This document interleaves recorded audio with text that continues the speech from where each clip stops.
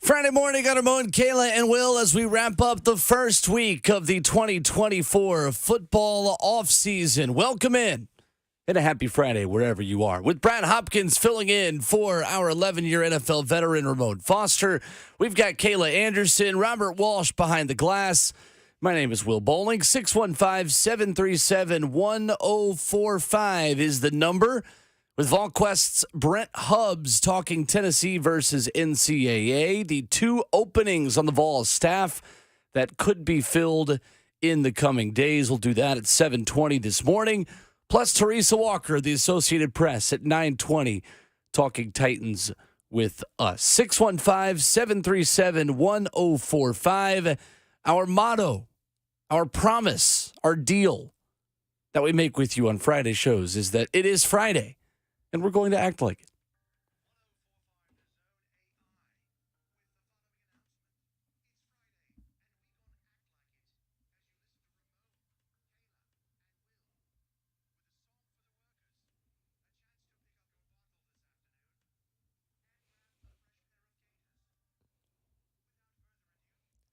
Charles Jones. There we go. Just put you in a good mood.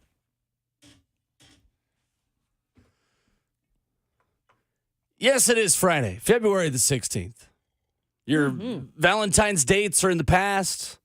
There's just chill vibes, maybe a golf course in your future. Sure. Who's to say? Get it in early. 615-737-1045. How are we? We're good. Getting our groove on. You picking up a bottle of what, Will? That's a good question, actually. Is it guys' I'm weekend? stocked right now. It is not. Oh. It is Chill weekend. It's a nobody weekend. Will Me, strikes myself, me and as I. a Cavassier kind of guy. Cavassier. You shut What your is- mouth, Bert. He's Like Cavassier. like Cavassier Smoke, the college football player? I What do like exactly is like Cavassier? It's a sipping. Is that Alcohol.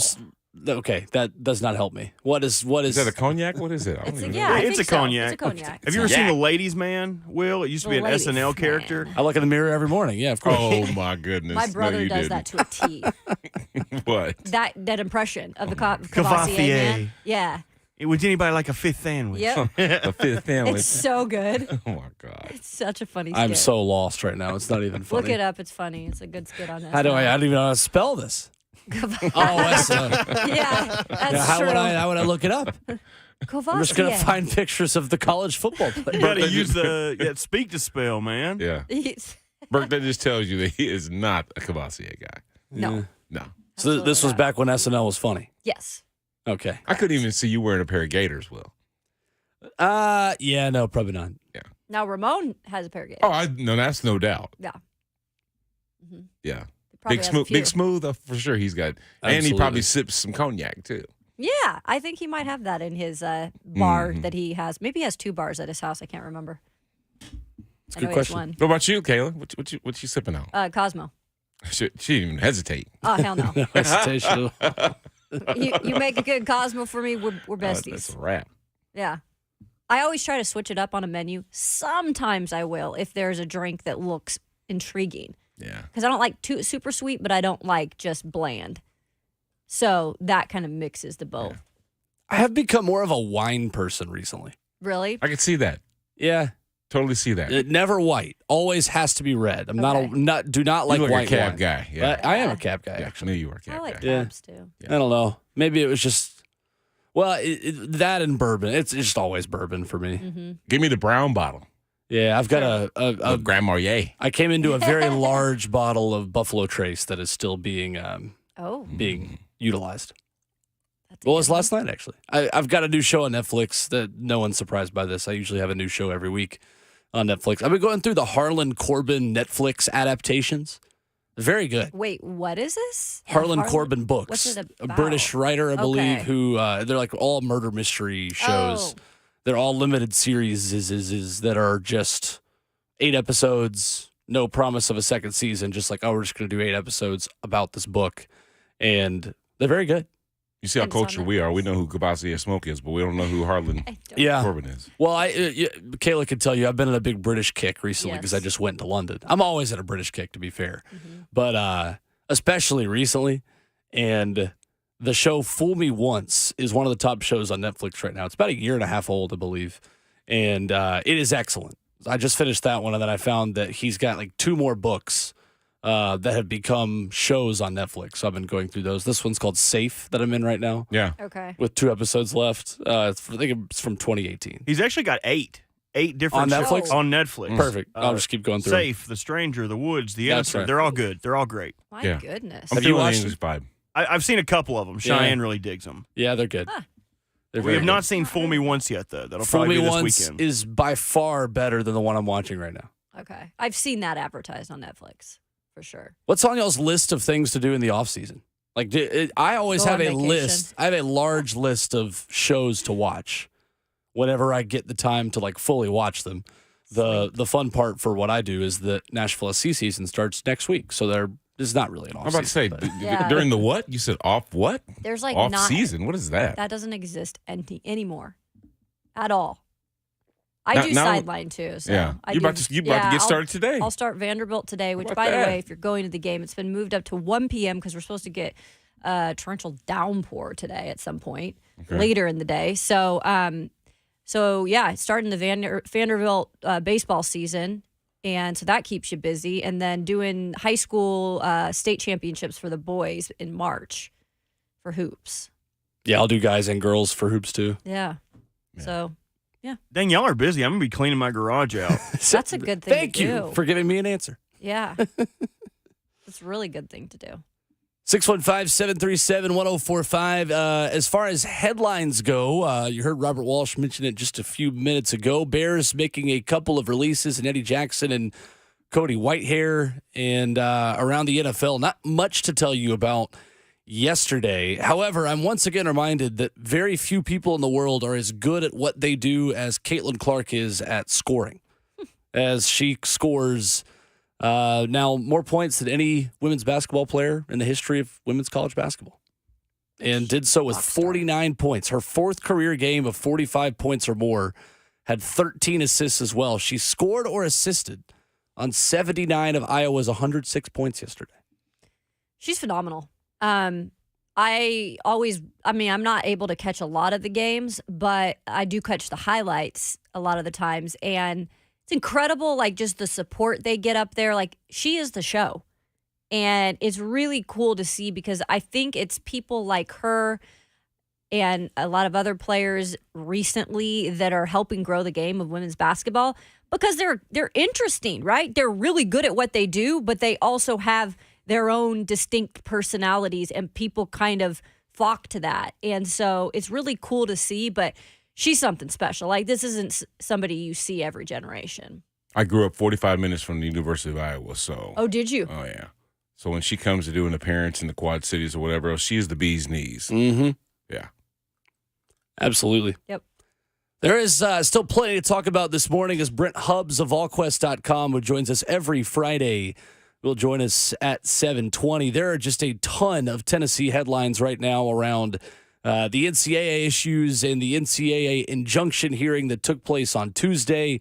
Any updates on that on a day where we could feasibly learn something, but we will see if the court wants to give us a ruling on a Friday up in Greenville. So we'll talk with Brent Hubbs about that, plus 2 staff openings for Tennessee. Brian Jean-Marie headed back to Michigan as of yesterday, plus Jerry Mack, who joined the Jacksonville Jaguars staff last week, running backs coach. So we'll get the latest from Brent Hubbs on if there are any updates on those fronts.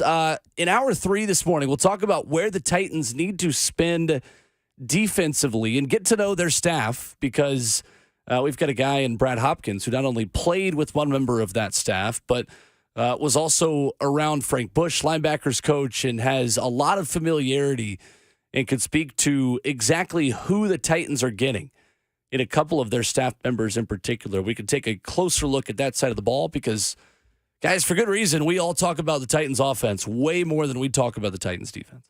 Yeah. And they go a little bit ignored sometimes. I don't think on purpose by any means. It's just the offense has been so anemic in terms of, points, and that's where the attention draws to with the quarterback situation. The defense has kind of held it together, but when you really peel off the Band-Aid a little of what was there last year, like there's some massive missing pieces that they have to figure out how to fill this next season. Yeah, but football has been built on scoring. Mm-hmm. That's why the league changed rules so that way they can put up more points because for whatever reason, we feel a game is better when the scores are higher. If you're talking about a game that was 10-7, people are like, man, what happened? The offense is stunk. No. Defenses were tremendous, and it was a great game to watch. But when you hear the totals and you didn't just sit there and watch the game, then again, if an offense doesn't put up points, then we say somehow they're dysfunctional. Mm-hmm. It couldn't be the fact that maybe the other side of the ball was just better on both occasions. Mm-hmm. Nobody wants to see that. They don't want to buy tickets for that. So we'll have a deeper discussion on that at 8:20 this morning, plus Teresa Walker of the Associated Press at 9:20 as well. She will join us to give her takeaways from the hour press conference at Ascension St. Thomas Sports Park the other day and the priorities for the Titans in the positions they still have to fill as the strength staff and special teams coach position still have some openings there. 615-737-1045. Coming up next, though, ESPN.com gives biggest question marks for every team in the NFL. We'll run through the four in the AFC South and ask you, what is your biggest question of the Titans offseason? 615-737-1045 as a Friday RKW continues after this.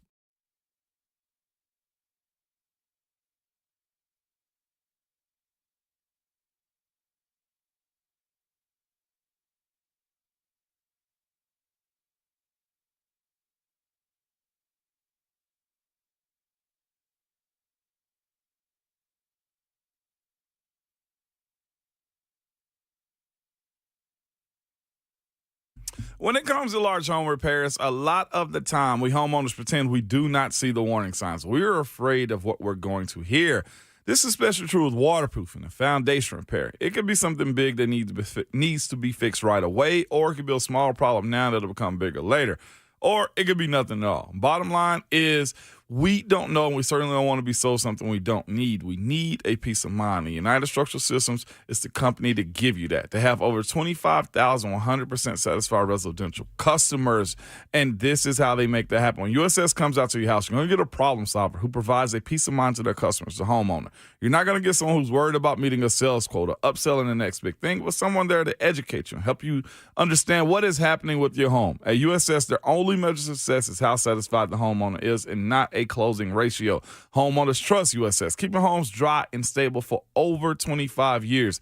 USS serving Middle Tennessee, Southern Kentucky, Western Kentucky, and Northern Alabama. You can reach them online at USSTN.com or call them 615-488-7855.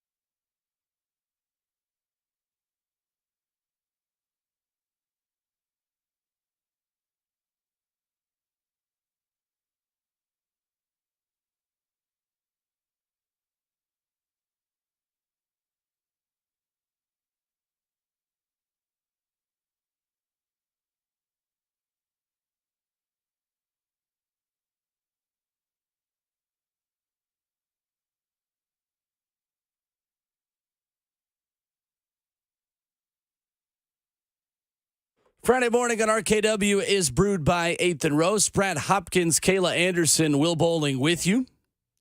Robert Walsh making the show happen. You can talk to him and then talk to us at 615-737-1045. It's streaming live on 1045 The Zone TV. You can listen to the show there as well.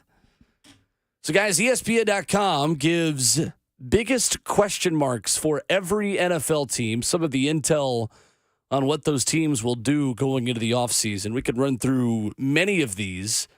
But first, ask the question here locally.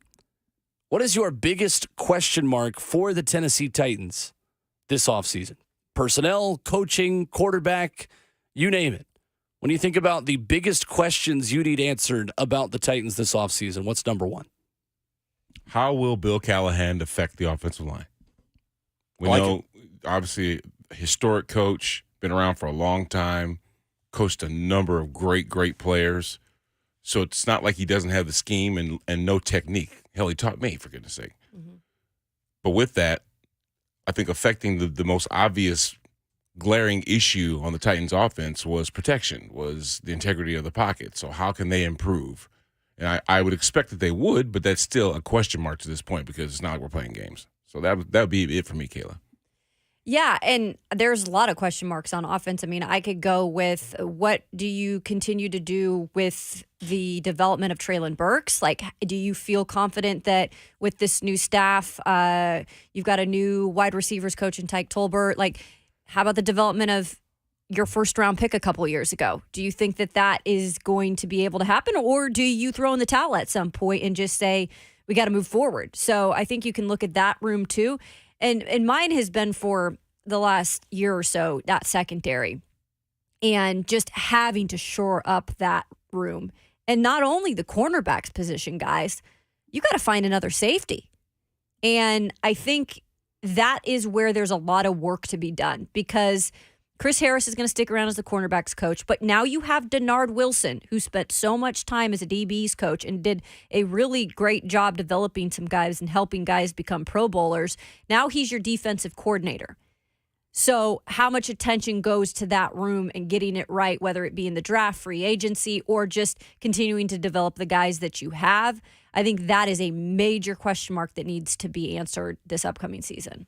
Starting on the offensive line, Brad, when it comes to Bill Callahan and his ability to make an average player good or a good player great, how much are you willing to gamble on and move back in the draft or just simply a reordering of the draft priorities in order to say, all right, we're going to gamble that our coach can take the fourth best tackle in the draft and make him comparable to the best? Or is this simply a scenario where you say, knowing what we know right now, it still needs to be Joe Alt or bust if he's available for you at number 7, where you want that best tackle with the highest possible floor? I'd love to have a big 6'8", 315-pound personal protector for Will Levis. Are you kidding me? This dude he checks off all the boxes.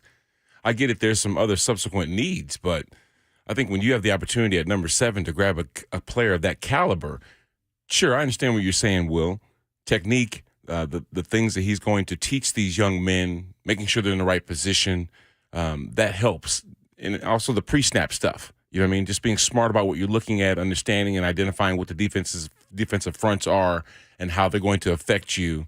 I think that those are the things that can definitely help someone that's of lesser quality. But when you're talking about a dude like Joe Alt from Notre Dame, good night. And can you imagine him and Peter Skoronski playing next to each other for the next 10 years? That'd be good. There won't be an issue on the backside. You see? So I can understand, well, maybe like you said, replacing the secondary. Kayla, I don't know if you're going to pick number 7, using number 7 pick to do that. No, probably not. But if you have the opportunity to grab a guy of this caliber, I say you do it, especially if you don't need quarterback to be answered in this draft with a top 10 pick.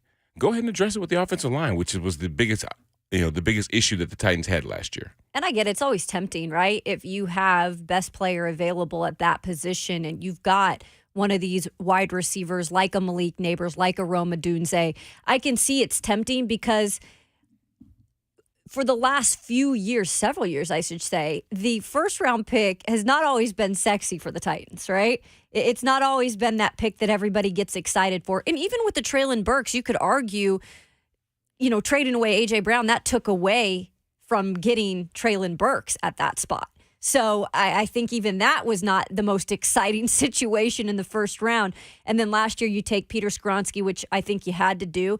And I am on your page. I feel like if Alt is available, Fashanu is available, I feel like you probably need to just shore up that side of the line and have those guys homemade for the next several years to come. But, stranger things have happened in the draft. And then the other thing you got to think about, no third-round pick for this team this year. And I do think that that's big. There's a lot of value you find in that third round, and there's a big hole there with them not having a third-round pick. So that's the only reason maybe if they saw someone they could move down for as an O-lineman, they do that and maybe get a third-rounder. Well, the Titans weren't the only team, Will, to sleep on A.J. Brown and the necessity of having a guy like that, because you notice what happened to the Philadelphia Eagles when he was not in the lineup. Yeah. They pretty much started going down in the tank as well. I mean, he affected so many different areas of the game. So I can see we're getting a pivotal receiver like that.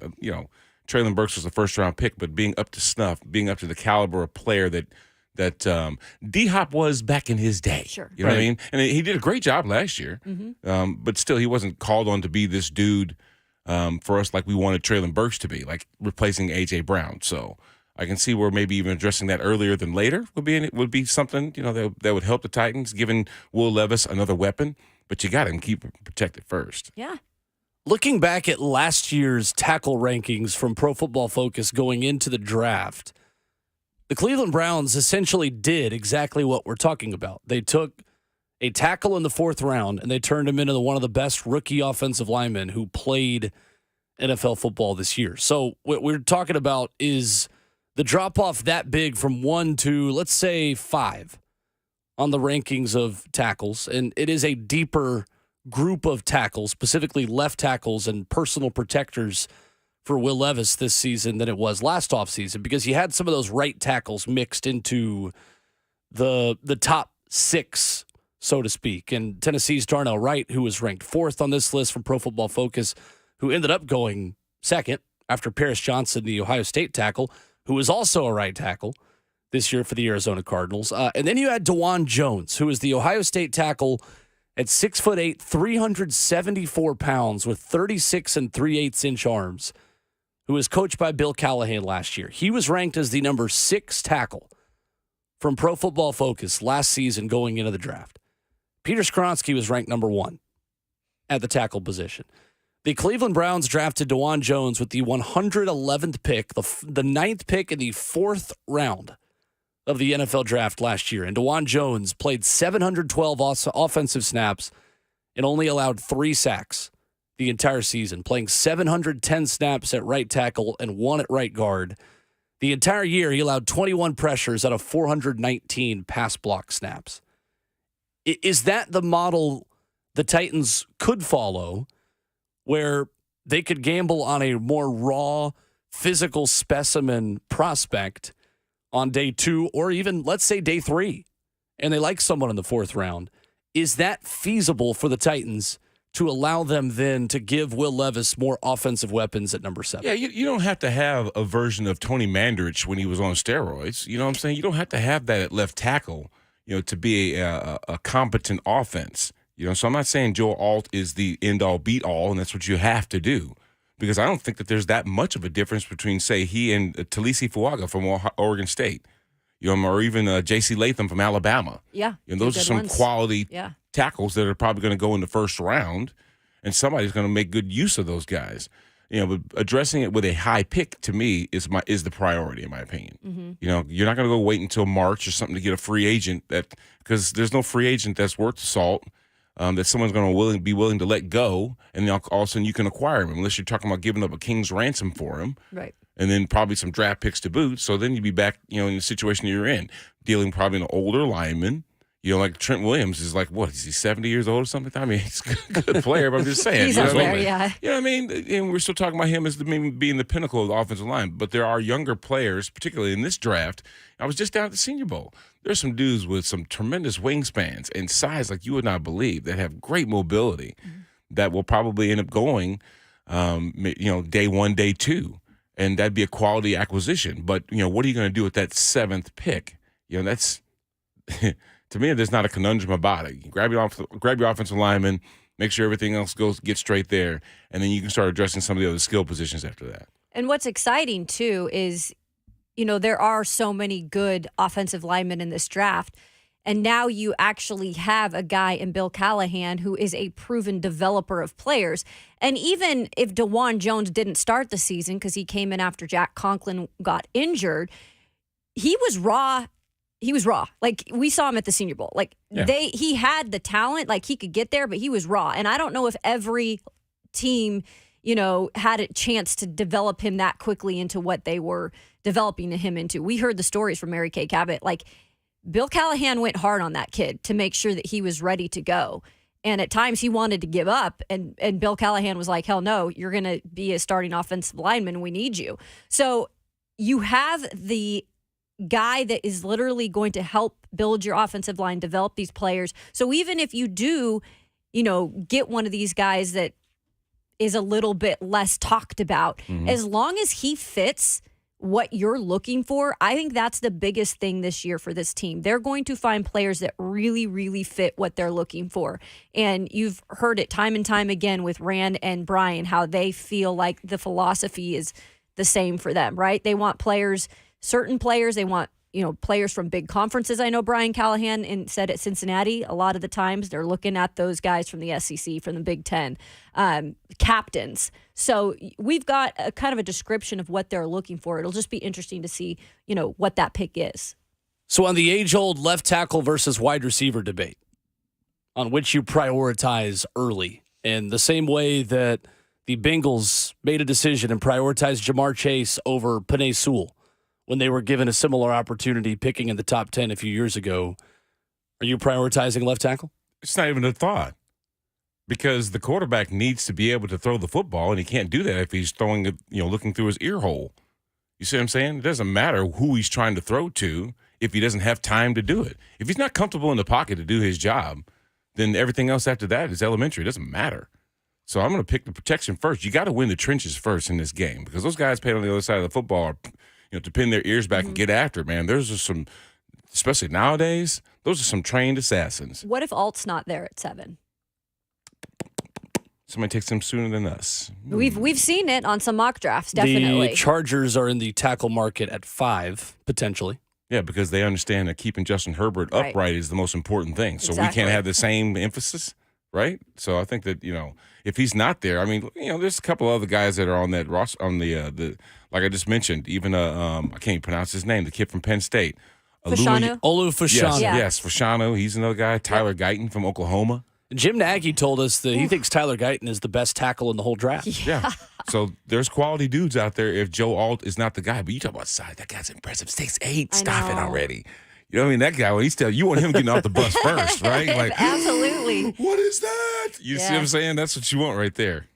Interesting, in ESPN.com's article where they list the biggest question mark of every team going into the NFL offseason, ESPN's Teron Davenport, who you hear us give lots of shout-outs to on this show because he is as good as it gets covering the Titans.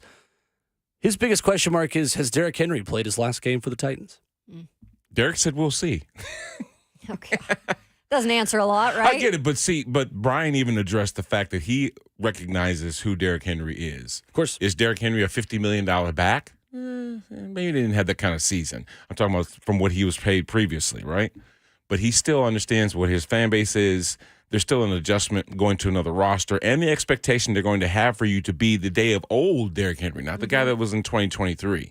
So I think when you talk about players that are really best suited for this offense, when you've got a young developing quarterback, to lean on Derrick Henry still holds weight.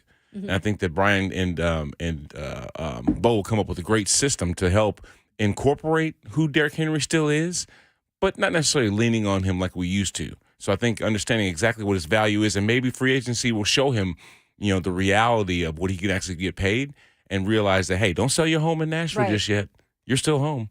And I think Mike Giannetti of Spot Track is the one that said he could even see him possibly maybe getting $10 million a year next season. He still feels like he's one of those backs that can contribute. And if Derrick Henry sees that he can go to a team, get the right amount, and possibly be on track to winning a Super Bowl, which he said first and foremost at the end of the year, that's what his goal is to win a Super Bowl, whether that be here or somewhere else.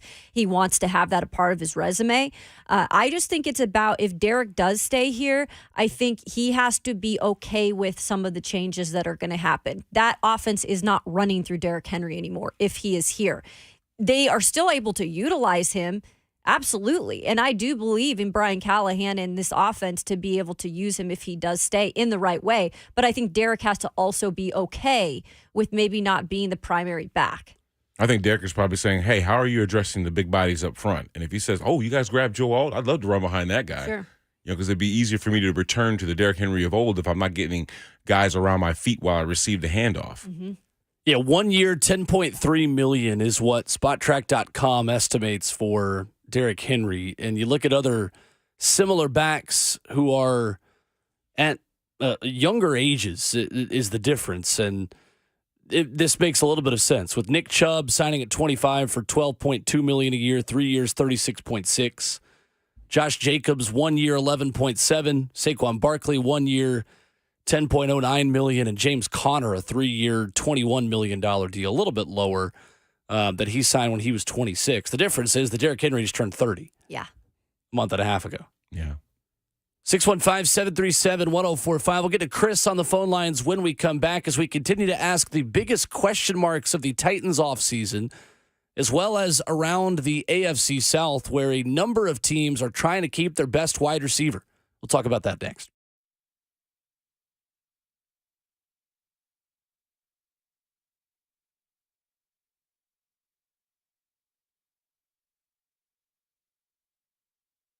What's going on? It's Will Bowling. Put Lee Company on your team and stay ahead of the game with home maintenance, repairs, and more. And that's the name of the game, staying ahead, right? Because in Middle Tennessee, you never know what Mother Nature is going to throw at you. One day it's 70, the next day it's in the 20s. But for $12 a month, you can sign up for the Lee Company home maintenance plan and receive 4 visits to your home every year by an experienced technician. Let the Lee Company professionals keep your air conditioning, heating, plumbing, and electrical systems in tip-top shape. Get the best players on your team today, the team that is available for you 24/7, 365. You can learn more at leecompany.com or give them a call at 615-567-1000. That's $12 a month for the Lee Company home maintenance plan. You're going to get 4 visits to your home every year. Stay ahead of Mother Nature with Lee Company at 615-567-1000. Learn more at leecompany.com. That's Lee Company, all you need.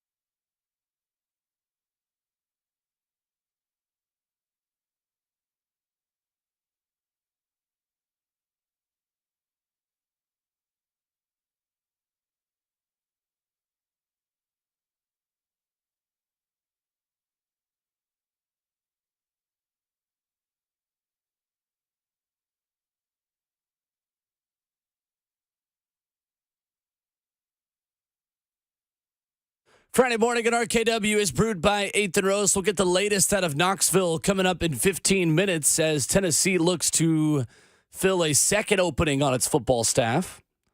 615-737-1045. Brent Hubbs of VolQuest coming up in just about a half hour, as he does every Friday morning here in the show as well. Brad Hopkins, Kayla Anderson, Will Bowling with you on the phones at 615-737-1045, asking the question, what is your biggest question mark for the Titans this offseason? Let's go to Chris in Hermitage first up. Good morning, Chris. Hey, gang. Thanks for taking my call. I was calling to just ask what you all think about. You already mentioned that obviously offensive line is the biggest question mark. Maybe Derrick Henry, depending on who you talk to. But beyond what y'all mentioned, my biggest question mark is actually might be a weird question, but what's not going to get done this offseason? I mean, the Titans have a lot of needs. The roster is kind of in a tough space across the board. And, I mean, we all want to see the Titans just jump to, much better than what they've been. But the reality is they're not going to be able to fix everything in one off season. And we obviously won't have a question to that answer until we actually get in season and start seeing some fruit being produced from this off season's work. So I'm just curious, you look at all the positions that we have and, what they're going to address in this draft and, what y'all think might be a situation that gets worse before it gets better, basically, on the roster as the season comes to us. Thanks, y'all. Appreciate it, Chris. It's a good question. I'll start there and say you can't fix all 5 offensive line positions in one offseason. I think you're going to have to rely on somebody who played on this year's line to just get better and figure it out and be a part of next year's line. Whether that's Daniel Brunskill kicking inside to center, whether that is Peter Skronsky moving to left tackle, which I still think is unlikely, whether that is Dylan Radins becoming your right guard, and you trust that Bill Callahan can develop him. I don't foresee a scenario where the Titans have 4 new starters in week 1. I think they're going to give somebody a chance to improve. And you still need to look at Nicholas Petit-Frere, too. You can completely give up on him at this point, just considering last year. Yeah. Put him inside where he's protected maybe, but, Aaron Brewer, Corey Levin, Chris Hubbard, those are all unrestricted free agents. So you're talking about depth. I mean, shoot, might as well carry that to receivers. Chris Moore's an unrestricted free agent. Nick Westbrook-Akine is an unrestricted free agent. So maybe there's depth at receiver that needs to be dealt with. We got to potentially think about if Derrick Henry does decide to go to Miami or if Jerry Jones writes him a big check. Mm-hmm. Then that's not an option we have. And Tajay Spears being your 1 through 3 back, I don't know how people feel about that, but it could be a Tony Pollard, Ezekiel Elliott situation all over again with that. And what about the defensive front? I understand because you have Jeffrey Simmons, you're like, okay, everything is solved. I think just his name brings a lot of calmness to the fact that he's on the front. But they don't know if they're bringing back Danico Autry. We don't know that yet. Tier Tart is gone, right? He was a piece that was lost last year, and you see, the loss in that spot. And then there just not been a lot of consistency out of a guy like Arden Key. Rashad Weaver has not necessarily developed into the player that maybe they were hoping he would develop into. Now, maybe that can happen with this new staff. But I start to look at the line a little, too, on the defensive side and say, I'm not 100% confident that, they have all the pieces there either. Good point. And they did jump from being one of the top rush defenses 2 years ago to this past season being good, not great at stopping the run. That is a scenario where I think you could get a little bit worse in hiring a secondary-focused defensive coordinator and with all of the eyes on fixing the secondary and bringing in a lockdown corner and maybe paying one of these big-money corners to come solve that issue for the next couple of years. Do you take a step back stopping the run, because that was perhaps the calling card of a Mike Vrabel defense? Yep. If I asked you, what is the number one thing the Titans are known for on defense? Wouldn't we start with saying they stop the run and they're stingy up front? And red zone defense, yeah. And they've got a veteran defensive line coach in Tracy Rocker coming in to coach those guys. So certainly there is still an emphasis on teaching and developing those players as best you can. You still have the best player on your entire team who's leading that group. But I would not be surprised if that is an area where they do get a little bit worse. Yep. A lot of holes in the secondary, though. I mean, potentially. Murphy Bunting, Kayvon Wallace, Christian Fulton. even Terrell Edmonds. All these guys are unrestricted free agents. I say that because, you don't know if they're going to be signed here or they're going to be someplace else, which means that might need to be addressed as well. So Yeah, that has to get better. 615-737-1045 is our number. The Houston Texans' biggest question at ESPN.com is, will they pay Jonathan Grenard? Edge rusher who led the team in sacks at 12.5. Coach D'Amico Ryan's getting along with him well. Could he get a Carl Lawson kind of contract, who got 3 years and $45 million from the Jets in 2020, despite never having a 10-plus sack season? You got Jermont Jones signing a 3-year, $51 million contract. He's never had more than 6.5 sacks in a season, signing with Seattle last offseason. How much of Houston's money goes to keeping its secondary edge rusher opposite of Will Anderson Jr. to help out their now second-year star? Was he tracking to have those kind of numbers? Was it an anomaly, the numbers that he had? And is it sustainable? Those are the things that they're going to ask themselves when you talk about giving a guy the payday. Did this guy just come out of nowhere, or did we all of a sudden see him, progressively getting better year after year after year? And we knew 12.5 sacks was in his range. And then can he do it again next year? Is it sustainable?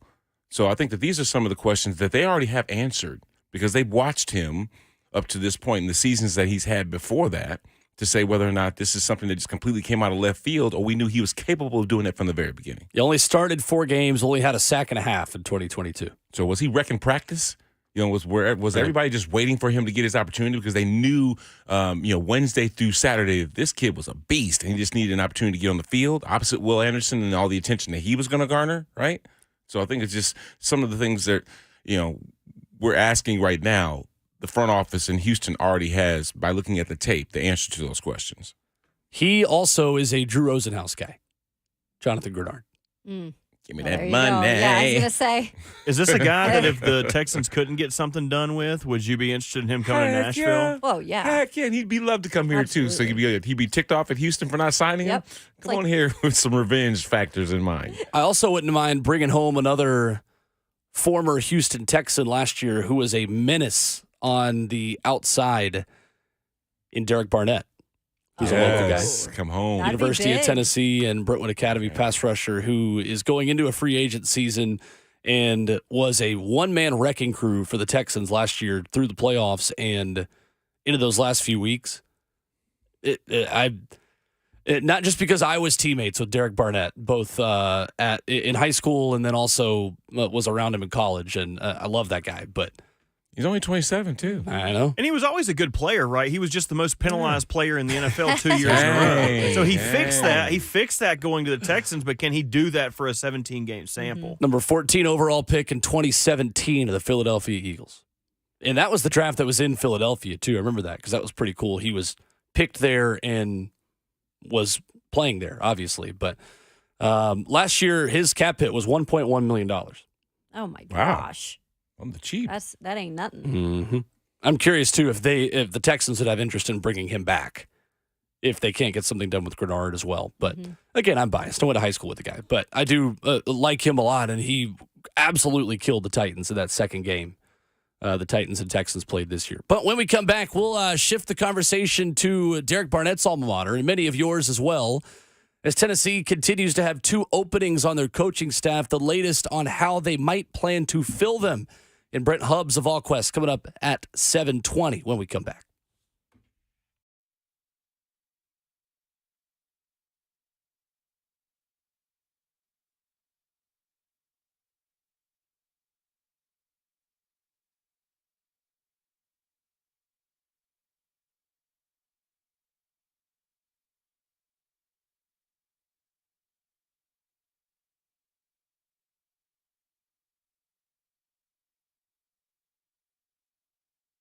It's Ramon and Kayla here for Window Nation. I'm here to tell you guys that January bill probably just came in the mail a few days ago. You probably saw it's probably sky high because January was cold. And that's because air was probably seeping through your windows. I know y'all are trying to renovate and try to change up your house and switch it up a little bit here and there, but I'm here to tell you, start with your windows because that bill can go down immediately, okay? And go to your windows, and I told you this before, touch them. If they're cold, you probably need new windows, all right? I know you want to fix that roof, probably get some new floors or something like that, but starting with your windows will probably be one of the biggest returns you can ever get from Window Nation, Kayla. That is right. And we still have time in terms of getting another storm possibly. So take the advantage of, a little bit warmer temperatures this week. And like Ramon said, go check out your window. Make sure it's opening properly. Make sure there's no leaks or anything. If so, you might want to look into getting new windows from our friends at Window Nation. And they are the company to work with.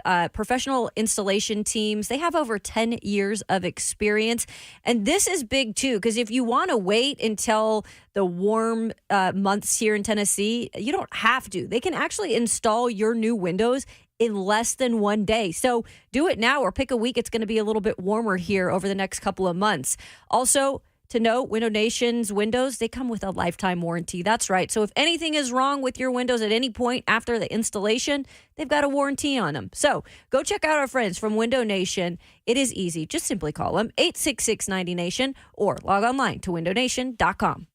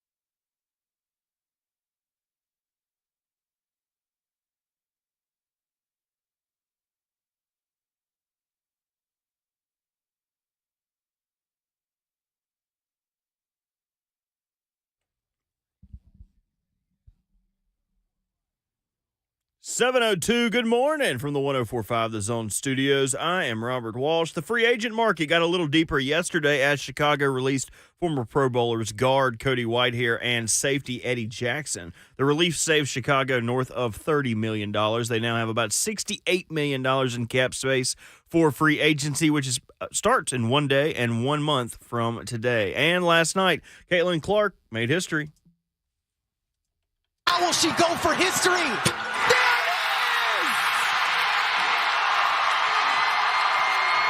The all-time leading scorer in women's college basketball. Not only did she break the scoring record, she also had a career-high 49 points after the game. Caitlin said she has her sights set on Pistol Pete Maravich's record of 3,667 points, only 98 points away. And in college basketball, number 8 Tennessee made Arkansas squeal 92-63, and number 11 South Carolina falls to number 13 Auburn 101-61. For all your foundation repair and waterproofing needs, visit USSTN.com. Breaking news at once on your home for the Titans and the Vols. This is 104.5 The Zone.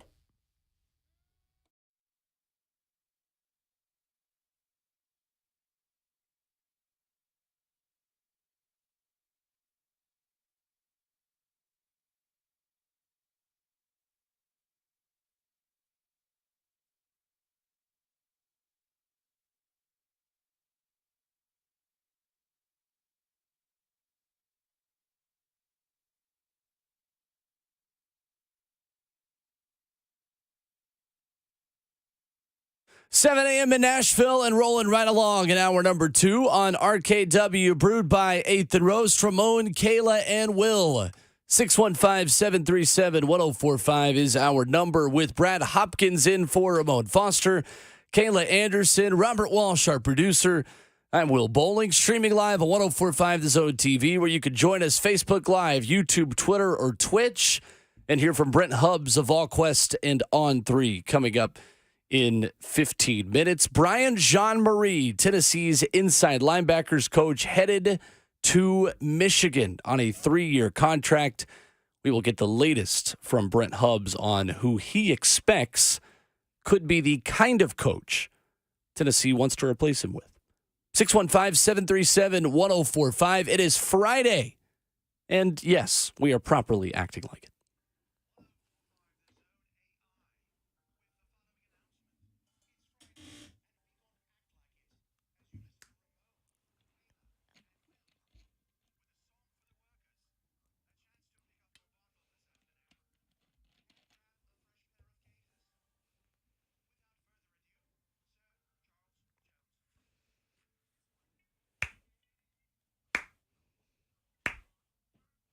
They work 9 to 5.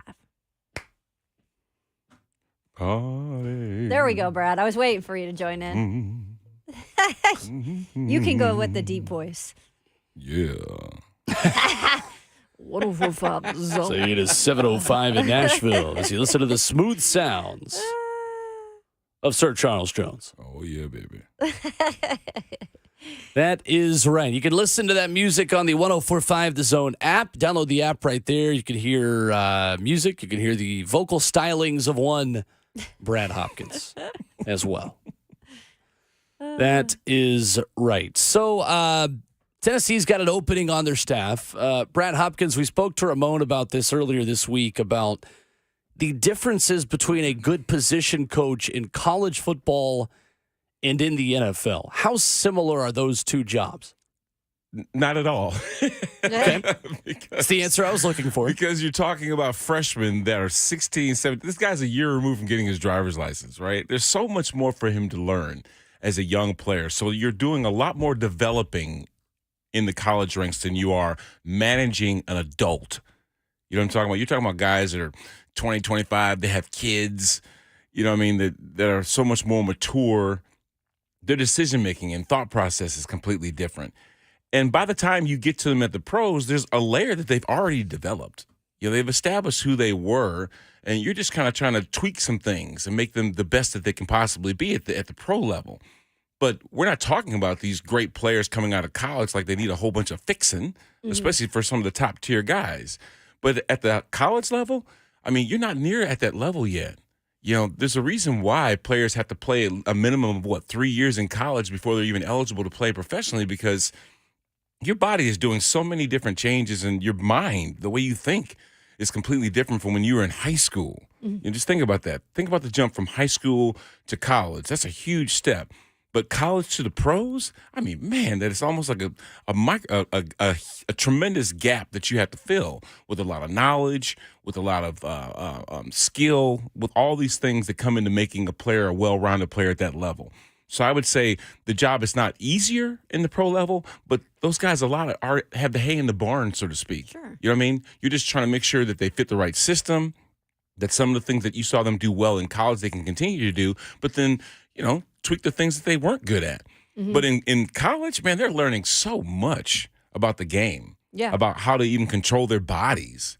So getting a good position coach at college is completely different, in my opinion, only because you're doing a lot more teaching than you would be, say, at the professional level. And I would agree with that. And I still think there's development that has to happen at the pro level, but you approach it in a different way, right? Yeah. You're approaching it with grown men. And I will be interested to see, with the NIL now being a thing in college and money being a thing with these young players, like, does that change what they think they need to be told or how they need to be developed? And I hope that doesn't, because they are still young. Just because you have money doesn't mean that you're already NFL made. Like, you have to work to get to the NFL.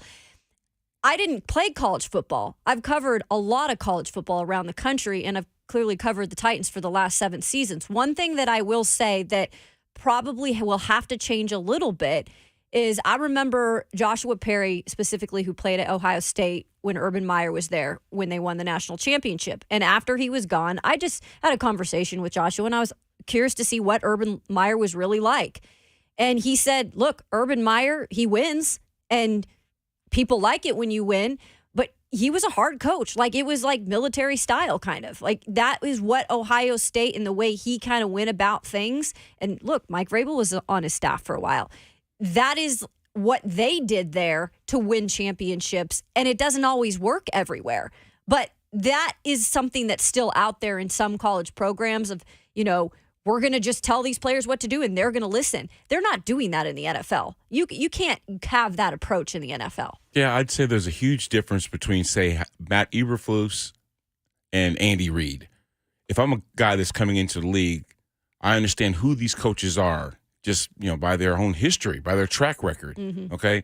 And I'm not going to say that, I'm not pushing back against the whole Urban Meyer comparison, but Tom Coughlin was a tough guy. He ran a tough camp, but he didn't treat players like Urban Meyer did. There's just a level of, just whatever. The players, I get it. In the end, we all want to win because that's what basically dictates our legacy. Right. You know what I mean? But no one wants to be treated like a boy when you're a man. You see what I'm saying? I remember I got coached from a guy named John Makovic. He tried his foray at the professional level and tried to coach them like he did college kids. It didn't work. You see? Right. And it just, sometimes my way, the highway. For Urban in the NFL at all. Exactly. But, when I come into a situation like being coached by a pro coach, like, let's look at Dalton Connect. I know we're talking about basketball here, but Dalton said he wanted Rick Barnes to coach him. Why? Because he needed that tough, hard coaching, and that's what he wanted to make him better. And it worked. You can see that. Besides his free throw shooting, the guy's pretty good. You see what I'm saying? So some guys accept, hey, I can't get it the way I want to get it because the way I want to get it is not going to take me to the next level and make me the well-rounded player that I need to be. Yeah. But I have to also buy in and respect and believe that this guy that's coaching me that way has my best interest at hand. He's just not yelling at me to be yelling at me. He's yelling at me because out of tough love, he wants me to do and say and be the right things in this environment to be successful. I'll buy into that. But if you're just picking on me because that's just the way you do things and the fear tactics that some of these coaches, then start to employ, just yelling and doing all kinds of crazy stuff just to be doing it, you know what I mean? Players don't buy into that, and the NIL will show you that. They're not going to go to school like that. How much of a drop-off do you see now between the top 3 to 4 rounds of the draft and now day 3? Because guys that are deciding to go back because of NIL and play another season who would have been 3rd or 4th round picks, they're not getting 3rd or 4th round pick money, but they're getting some kind of consolation to incentivize them to play another season of college football, get another semester of school done, add a master's degree to whatever you have. that does give you a more seasoned pro Yep. once that guy the next year leaves. How much will that gap continue to grow between a fifth-year NIL, I've got money, I've got a trust fund, I've got all this stuff already set up. I'm more mature when I enter the league. However, then the drop-off from that to the sixth-round pick who decides, nah, I'm good, I'm still just going to go to the pros because I can still make more there. It feels to me that we're going to get a big difference between day 2 and day 3 than we've seen maybe in the past. I can see what you're saying there, but I think that sometimes those day 2, day 3 guys are just not as good as the day 1, day 2 dude, and that's just a reality. But I can see also where there's not this huge emphasis to go get paid immediately because there is money at the college level now that will then keep them there so they can play an extra year and gain that extra year of experience and making them better suited to make that leap to the pros. Yep. You see, it's just like what you're saying, Will. I can see now where a guy that, man, I need to get to the league and make that money. Well, you know what? Me being under this coach for another year is going to make me a more well-rounded player, and I can see an advantage of hanging around. Oh, and guess what? They're paying me now too. So it's not like I'm desperate to all of a sudden get things going financially because I got some things going for me to where I can still stick around here and be a more confident player because I have had more success. I have come back and maybe done some more winning. And it kind of cleared out some things. So now if you consider me a day 3, day 4 guy, the tape that I'm going to put on as a better player now considers me a day maybe 2. I'm not going to say 1 guy because how hard are you? I mean, you're not going to make that leap in 1 year. The from upper a day 3. echelon is still the upper echelon. Exactly. Yeah, right. But you can definitely maybe improve your draft stock by sticking around and having a better season the next year. Coming up next, Brent Hubbs of VolQuest.com joins us for his weekly visit with us on the show. How do people around Knoxville feel about the NCAA hearing and a timeline for learning whether or not there will be an injunction granted to the state of Tennessee and Virginia as it pertains to name, image, and likeness? Brent Hubbs joins us next.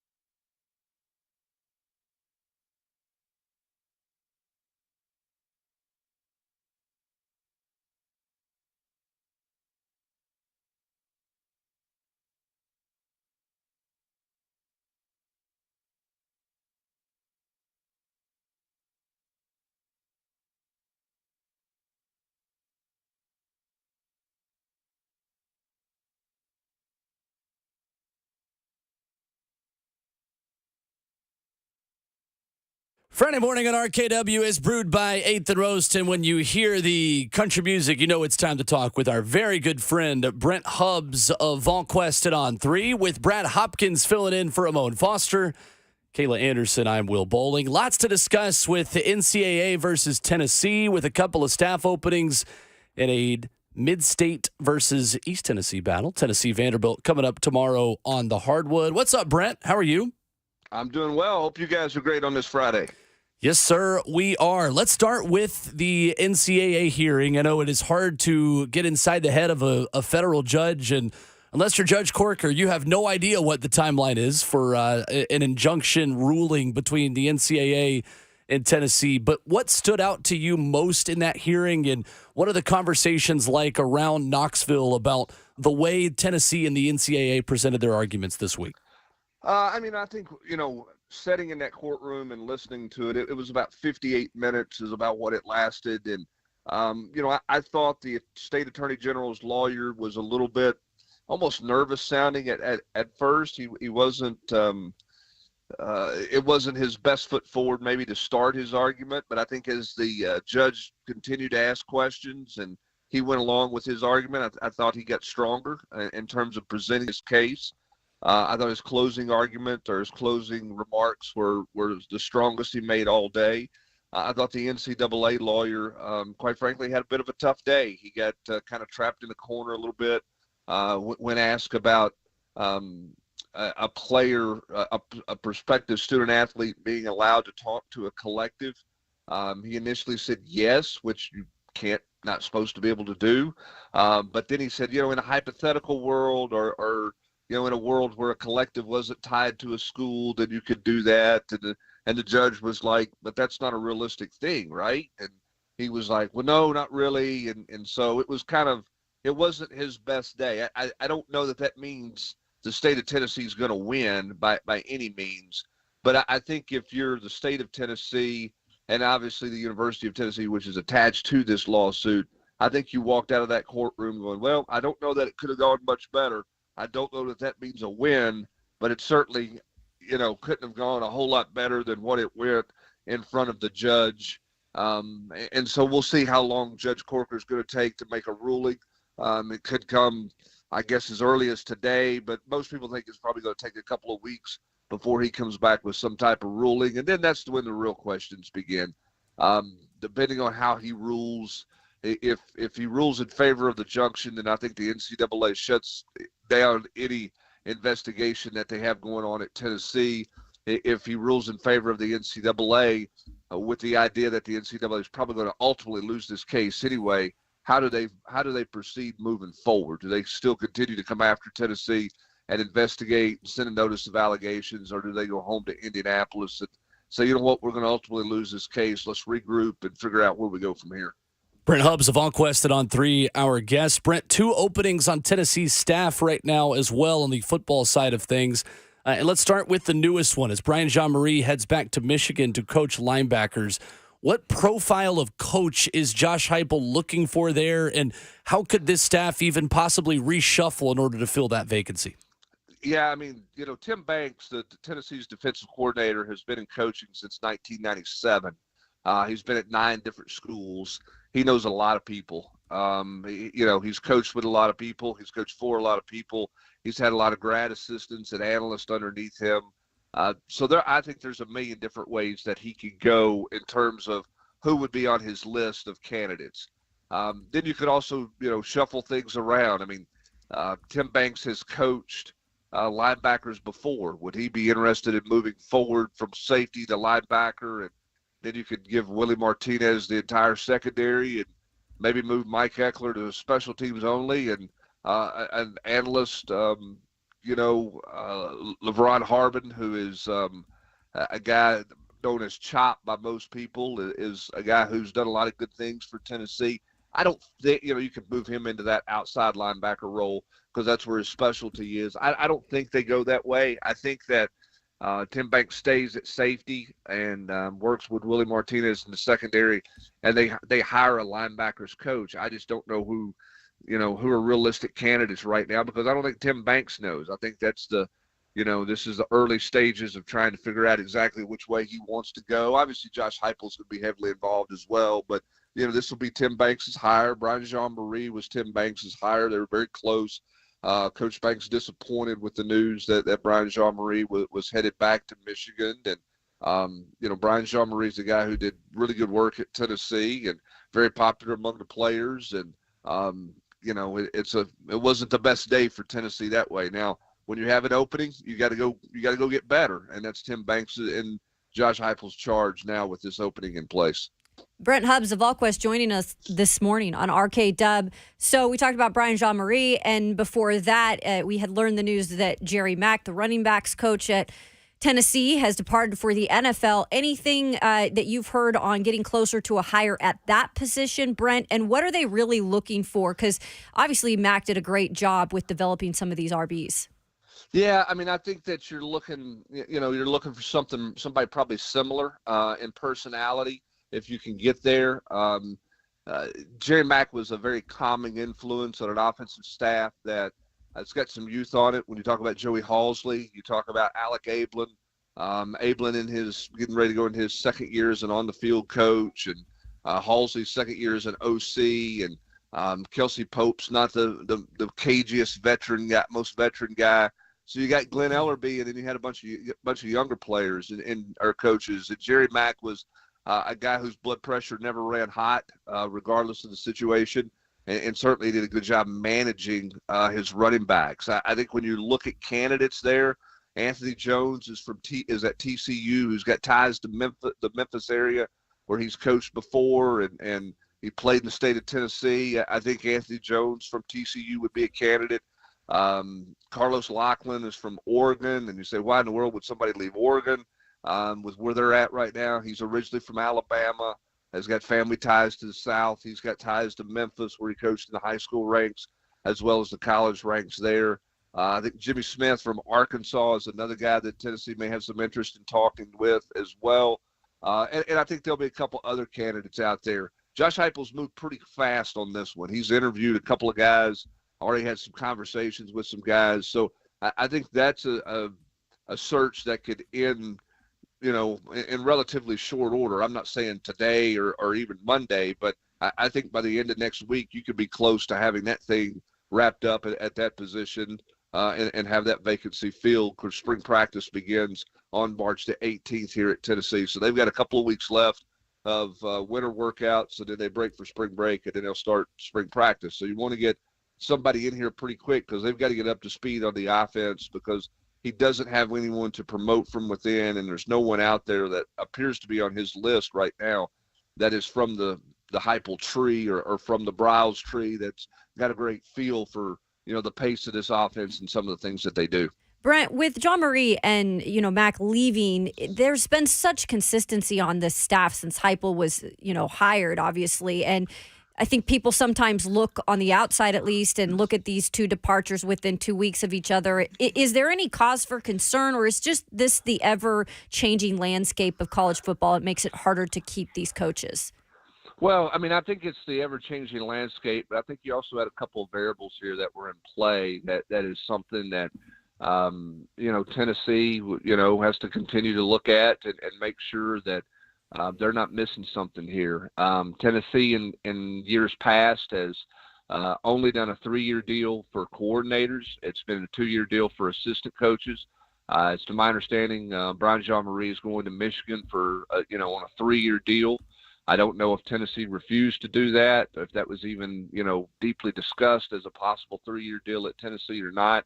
I think Brian Jean-Marie is also getting a raise. He's very close to Coach Moore at Michigan. They know each other well. So there were some ties. He's going to get a hefty raise and a 3-year deal there. And then Jerry Mack's leaving for the NFL, which we're seeing a lot of college coaches do with where the college game is right now. But I think the other thing, too, is, most places, coaches who are going to come back have a new renewed deal in place pretty quickly after the season is over. Tennessee, in a couple of years of doing this, has been pretty slow to getting the new year or the new deals, signed, getting the extension signed or the rollover signed. And so I think we're sitting here on February 16th, and I don't think anybody's got a new deal signed yet, which is a bit late because most everybody on the staff is into the final year of their contract. And so I think you got to make sure you're doing those deals with enough urgency, right? You have a verbal conversation about them in December. Hey, here's what we want to do. You're going to get extended. Okay, it sounds good. Let me get the papers to my agent. Let's look at it. And 2 months later, you still don't have anything done at this point from a formality with your paperwork. I think you can expedite that process a little bit quicker. And I think that's something they have to look at moving forward. I'm not saying that's why these guys left. Right. I'm just saying that's something that you can look at doing, right? There's right after the bowl game, you can get those things done. And I think that's something that Tennessee needs to look at, moving ahead. The 3-year thing's interesting because the industry standard has been 3-year deals for coordinators, 2-year deals for regular assistant coaches. That standard is shifting a little bit. We're seeing some assistant coaches around the country getting 3-year deals and not just 2-year deals, even though they're non-coordinator positions. I think Clemson hired, Matt Luke, the offensive line coach. I think he's on a 3-year deal. You're starting to see a little bit more of that creeping in. I don't know if the industry standard is going to change there across the board or not. Tennessee's not alone in doing, 3 years for coordinators, 2 years for assistants. But we see what Michigan has done here with Brian Jean-Marie and some other coaches and other schools around the country are doing a little bit of that as well. So it's going to be kind of fascinating to see if that industry standard changes. Well, end of the month, Brent, the entire football planet, they'll be converging in Indy for the Combine. I'm sure you'll be there. Joe Milton will be there. Jalen Wright will be there as well. Kamal Hayden, he'll also be there after the year he had 1,000 yards, even despite the injury, I think. But what did the Senior Bowl down there in Mobile show you about Joe Milton's game, comparatively speaking? And what day do you think he may go in the draft, Brent? Yeah, I don't think Joe had his best foot forward in the Senior Bowl. I think that I think he presented himself well to everybody he spoke with in the interviews and all those things. And I think he had some good moments on the practice field. I don't think he played well in the game, obviously, with a couple of interceptions. I think there's some questions, that people have about, Joe seeing the field, Joe decision making and that kind of stuff. And so, I think he'll explode at the Combine numbers wise. I think he'll look fantastic there. And, I think the question is going to be about, processing and how fast he makes decisions. And whatever that new test is that the quarterbacks are done is not to Wonderlic now. They've changed that. There's a new standard kind of for testing, which is a test that shows how fast you process information. I think that the results of that test will be important, for Joe Milton because of the question marks that some people have. And, then it's going to be about private workouts. I think where Joe's at right now, Joe's probably, I think he's probably looking at a late round pick. I mean, somewhere between, probably 4 and 7 would be my guess where he's at right now. His size is going to be intriguing to a lot of people. The arm strength, obviously, the fact that he has the ability to make every throw is going to be intriguing.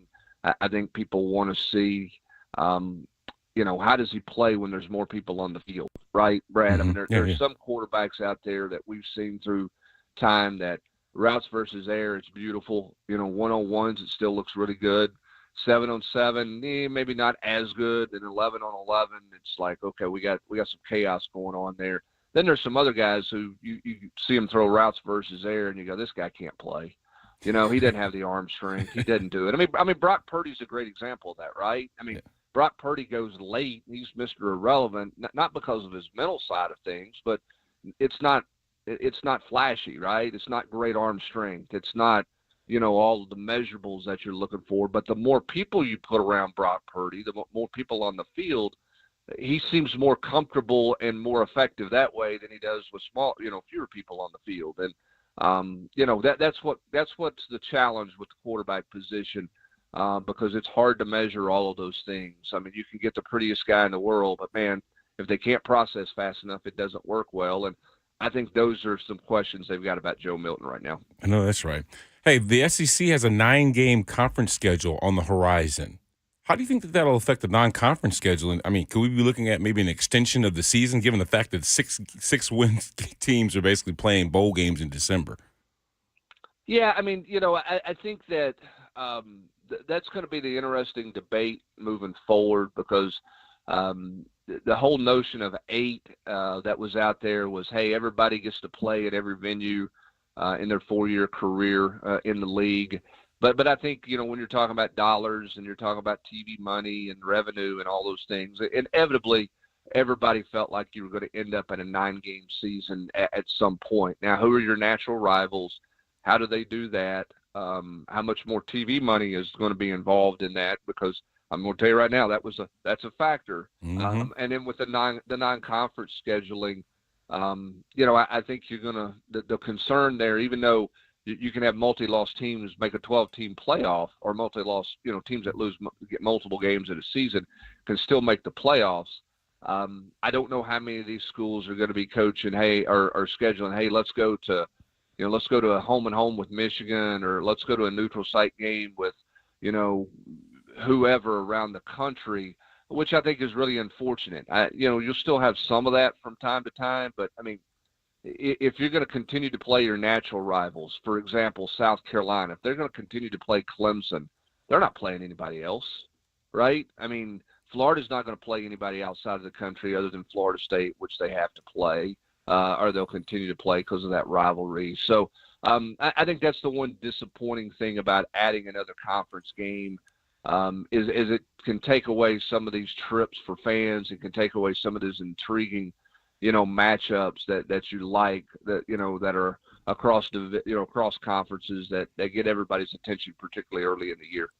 He is Brent Hubbs of VolQuest and On3, joining us every Friday here on Ramon, Kayla, and Will. Great information as always, and it might be the middle of February and a downtime for many, Brent, but there is always lots to talk about in Knoxville. We appreciate it. Thanks, Brent. Thanks, Brent. Thanks, guys. I appreciate it. Have a great day. Yes, sir. There he is, Brent Hubbs, with us this morning. We'll react to some of that coming up on the other side, plus take a look at what the Texas athletic director had to say this week in a town hall about the SEC scheduling plans. Next.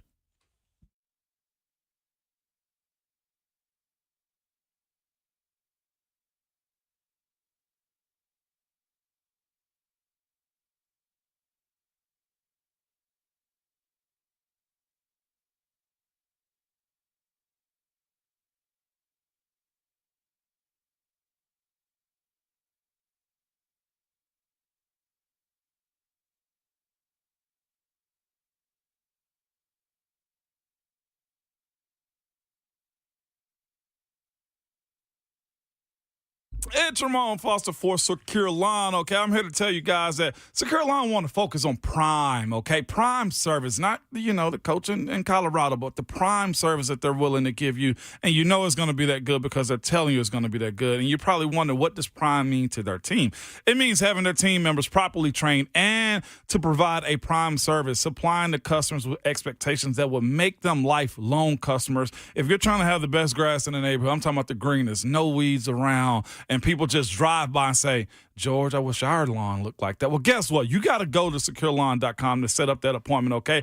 They are local. They've been serving Middle Tennessee for over 20 years, punctual. And here's the best thing about them. You sign no contracts. If you don't like their work, just tell them, get on, okay? It's that simple with them. So as the weather starts to change, get Secure Lawn over to your house to spray some of the awesome sauce on your lawn to kill those pesky weeds. You can call them at 615-893-8455, or as I told you earlier, go to securelawn.com.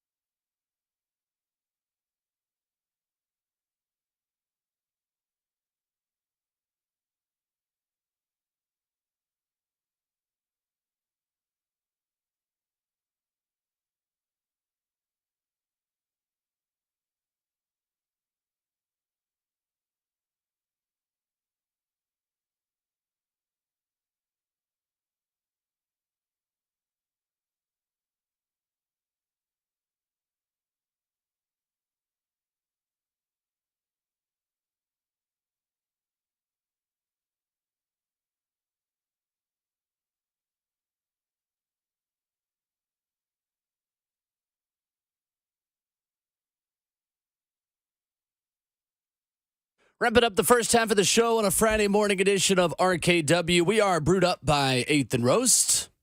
615-737-1045. How you join the discussion with Brad Hopkins, Kayla Anderson, and myself, Will Bowling. Coming up in 15 minutes, we'll take a look at a busy weekend of SEC hoops. 2 games specifically that could change the seed line for a couple of teams, including potentially Tennessee, as they go into a matchup with Vanderbilt at 5 o'clock tomorrow night. Of course, that is heard right here, courtesy of the Vol Network on 104.5 The Zone. But, guys, Texas Athletic Director Chris Del Conte was speaking at a town hall event Tuesday night and says the SEC has 8 games scheduled right now. We're working to get to a 9-game schedule, but we have a ways to go. He says, I would say this year we have an 8-game schedule. The following year we have another 8-game schedule. Then we will look at going into a 9-game conference schedule. Maybe not the way the NCAA, or I should say the SEC, wants that floated out there, but indications to the Athletics say the SEC does not want to have its annual meetings at Destin this May dominated by another debate about scheduling. What is the better fit for the Southeastern Conference? See, the thing is, when they start the season, a lot of the SEC teams are already ranked. Correct. So it makes sense to continue to play, conference games because you're playing against ranked opponents, and therefore it helps your ability to still be relevant by playing those kind of, in other words, they say the SEC schedule is a hard schedule to play. If you're playing in the SEC, then obviously you're worth the goods. Versus playing non-conference schedules that with struggling teams sometimes, like you mentioned earlier, Will, the homecoming rollout, the dirt road whooping that usually happens on homecoming weekend versus a non-con or something like that. But my situation, I was thinking that, hey, look, they've already got bowl games where teams that just are barely above 500 or even sometimes at or below 500 playing in December. What would be the harm in playing another game? The kids are still on campus. They're practicing. They're doing some of the things that they would be doing if you had another game added to the season. Therefore, you could still continue to play the non-conference schedule that you already have existing, but then also can, maybe add another conference game to it. So that way, with the expansion of all these other teams coming into the SEC, you still get to see everybody and then some, so to speak. Well, isn't it all about money too? Correct. Isn't that just all what it's about? And that's why I feel like, first of all, I'm not surprised by this, and second of all, 9 games is what it's going to be because that's where they're going to make their money. And if any conference is smart about making money, it's the SEC. Right. And so, no matter what anybody wants to think, that's what it's about. That's a fact. They're not going to go to 9 games, though, until ESPN pays for it. Right. Correct. Yeah. Yes. So I don't know if it does get to that point. I think 8 makes sense for some reasons. 9 makes sense for other reasons. I like 9 better because I'm a traditionalist and I want to see secondary rivalries still played. I agree. I don't just want to see the Iron Bowl. I want to see, Georgia Auburn. I don't just want to see Tennessee Alabama. I want to see Tennessee Florida. Even though that rivalry, if you talk to fans who liked Tennessee before the 90s, like that just appeared from Steve Spurrier. Like that. When Florida was in the doldrums of the SEC before the 90s, there was no Tennessee-Florida rivalry because it wasn't a rivalry. Yeah, but now you're creating new rivalries. Texas-Alabama can be a rivalry. Exactly. Right. And I think at that point, that's why you will get to a 9-game format where every team has 3 teams that plays every year. You rotate everyone else. And in both of these formats, everyone plays everyone at least twice every 4 years. Right. Which I do like, that you can play at every SEC stadium. It is insane to me that the last time Tennessee had played at LSU until last season was when I was in middle school. Oh, Yeah. Wow. And then we went down there and Tennessee gets the win and Hendon Hooker and Jalen Hyatt do what they do. And genuinely, the last time they had been down there was, if I'm not mistaken, you had 13 men on the field on defense. And again, like what happens when Tennessee loses in spectacular fashion, a new rule was emphasized about allowing the defense to sub when the offense does on no huddle. Yeah, but I'm sure people in the state of South Carolina would still like to see Clemson and South Carolina play, or Clemson and South Carolina play each other. Yeah. And right? that's going to happen regardless. Right. I think either way.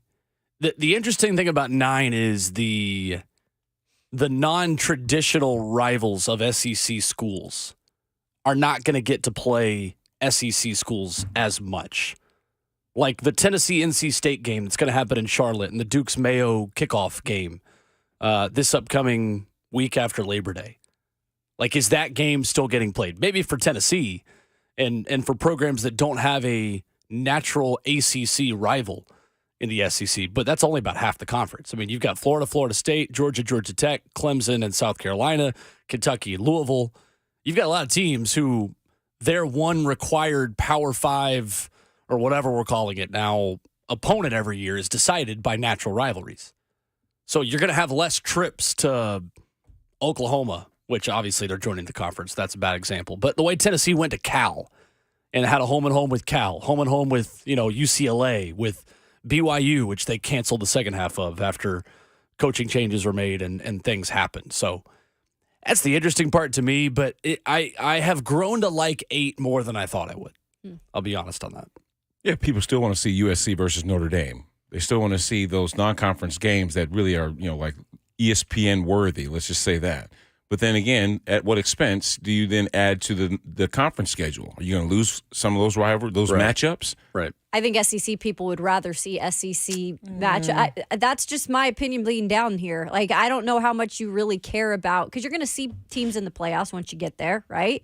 And I know it's exciting, some of these matchups, but I mean, you're still playing Big Ten teams. Like, I don't know. You still have a required Power 5 game in non-conference that you have to play if you're an SEC school. Right. That's in the. So yeah, even the NFL. If you think about even in the NFL, they have conference matchups that you probably will see in the first round or second round of the playoffs, playing at the very beginning of the season. Yep. Bills and Chiefs. That kind of stuff. There's a billing that comes that gets people excited at the very beginning of the year, and I would imagine the non-conference schedule between conferences, featuring some Michigan-Alabama matchups, that kind of stuff would be definitely alluring, and television would love to jump all over that. And they'll still have, like Will said, one of those. Yep. Yeah, I was in 8th grade the last time Tennessee had gone to Baton Rouge, 2010. Yeah, that's crazy. 13 men on the field. Not over it. Coming up next, we'll hit the SEC Hoops headlines with a busy weekend ahead. Joel Lenardi put out an update on who Tennessee would be paired with as a 1 seed. And I don't think Vols fans are going to like it. Next.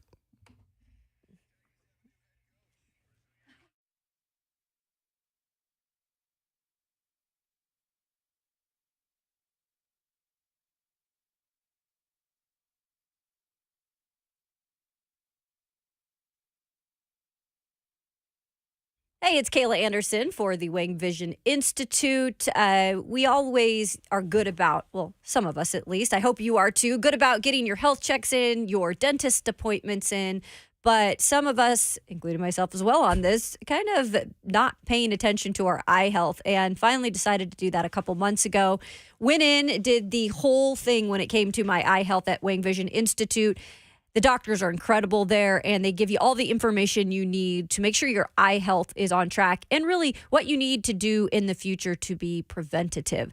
But they also do things in terms of your skin very well as well. They have the intense pulse light treatments now, and if you're wondering what the heck that is, well, it's a photofacial treatment. Really easy, 20 to 30 minutes. You get in there, and the results are great. Rejuvenates the skin.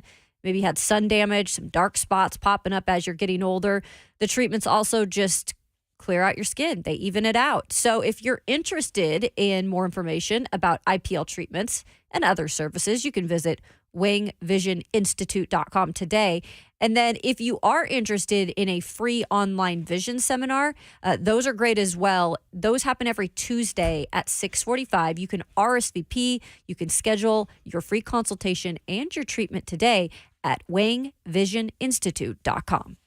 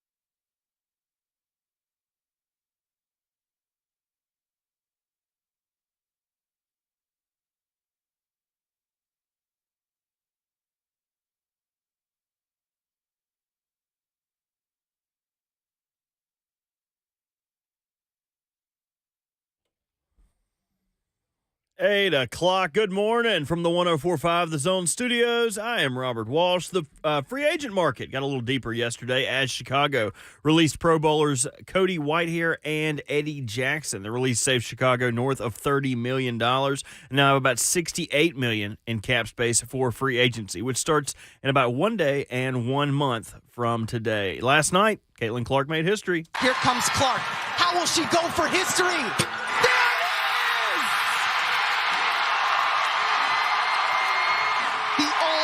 Leading scorer in women's college basketball. Not only did she break the scoring record, she also had a career-high 49 points. After the game, Caitlin said she has her sights set on Pistol Pete Maravich's record of 3,667 points, only 98 points away. And in college basketball, number 8 Tennessee made Arkansas squeal 92-63, and number 11 South Carolina falls to number 13 Auburn 101-61. For all your foundation repair and waterproofing needs, visit USSTN.com. Breaking news at once on your home for the Titans and the Vols. This is 104.5 The Zone.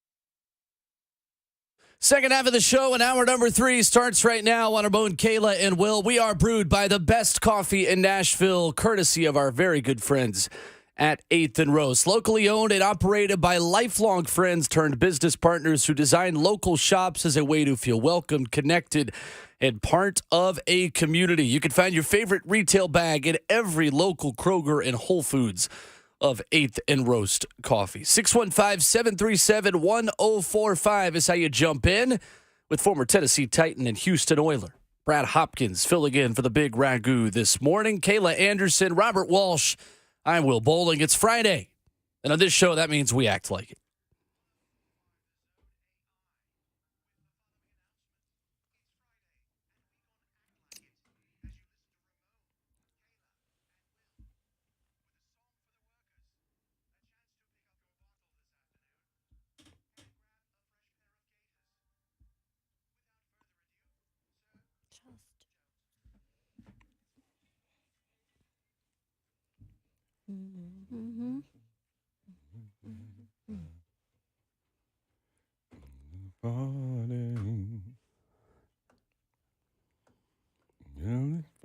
Yes, it is.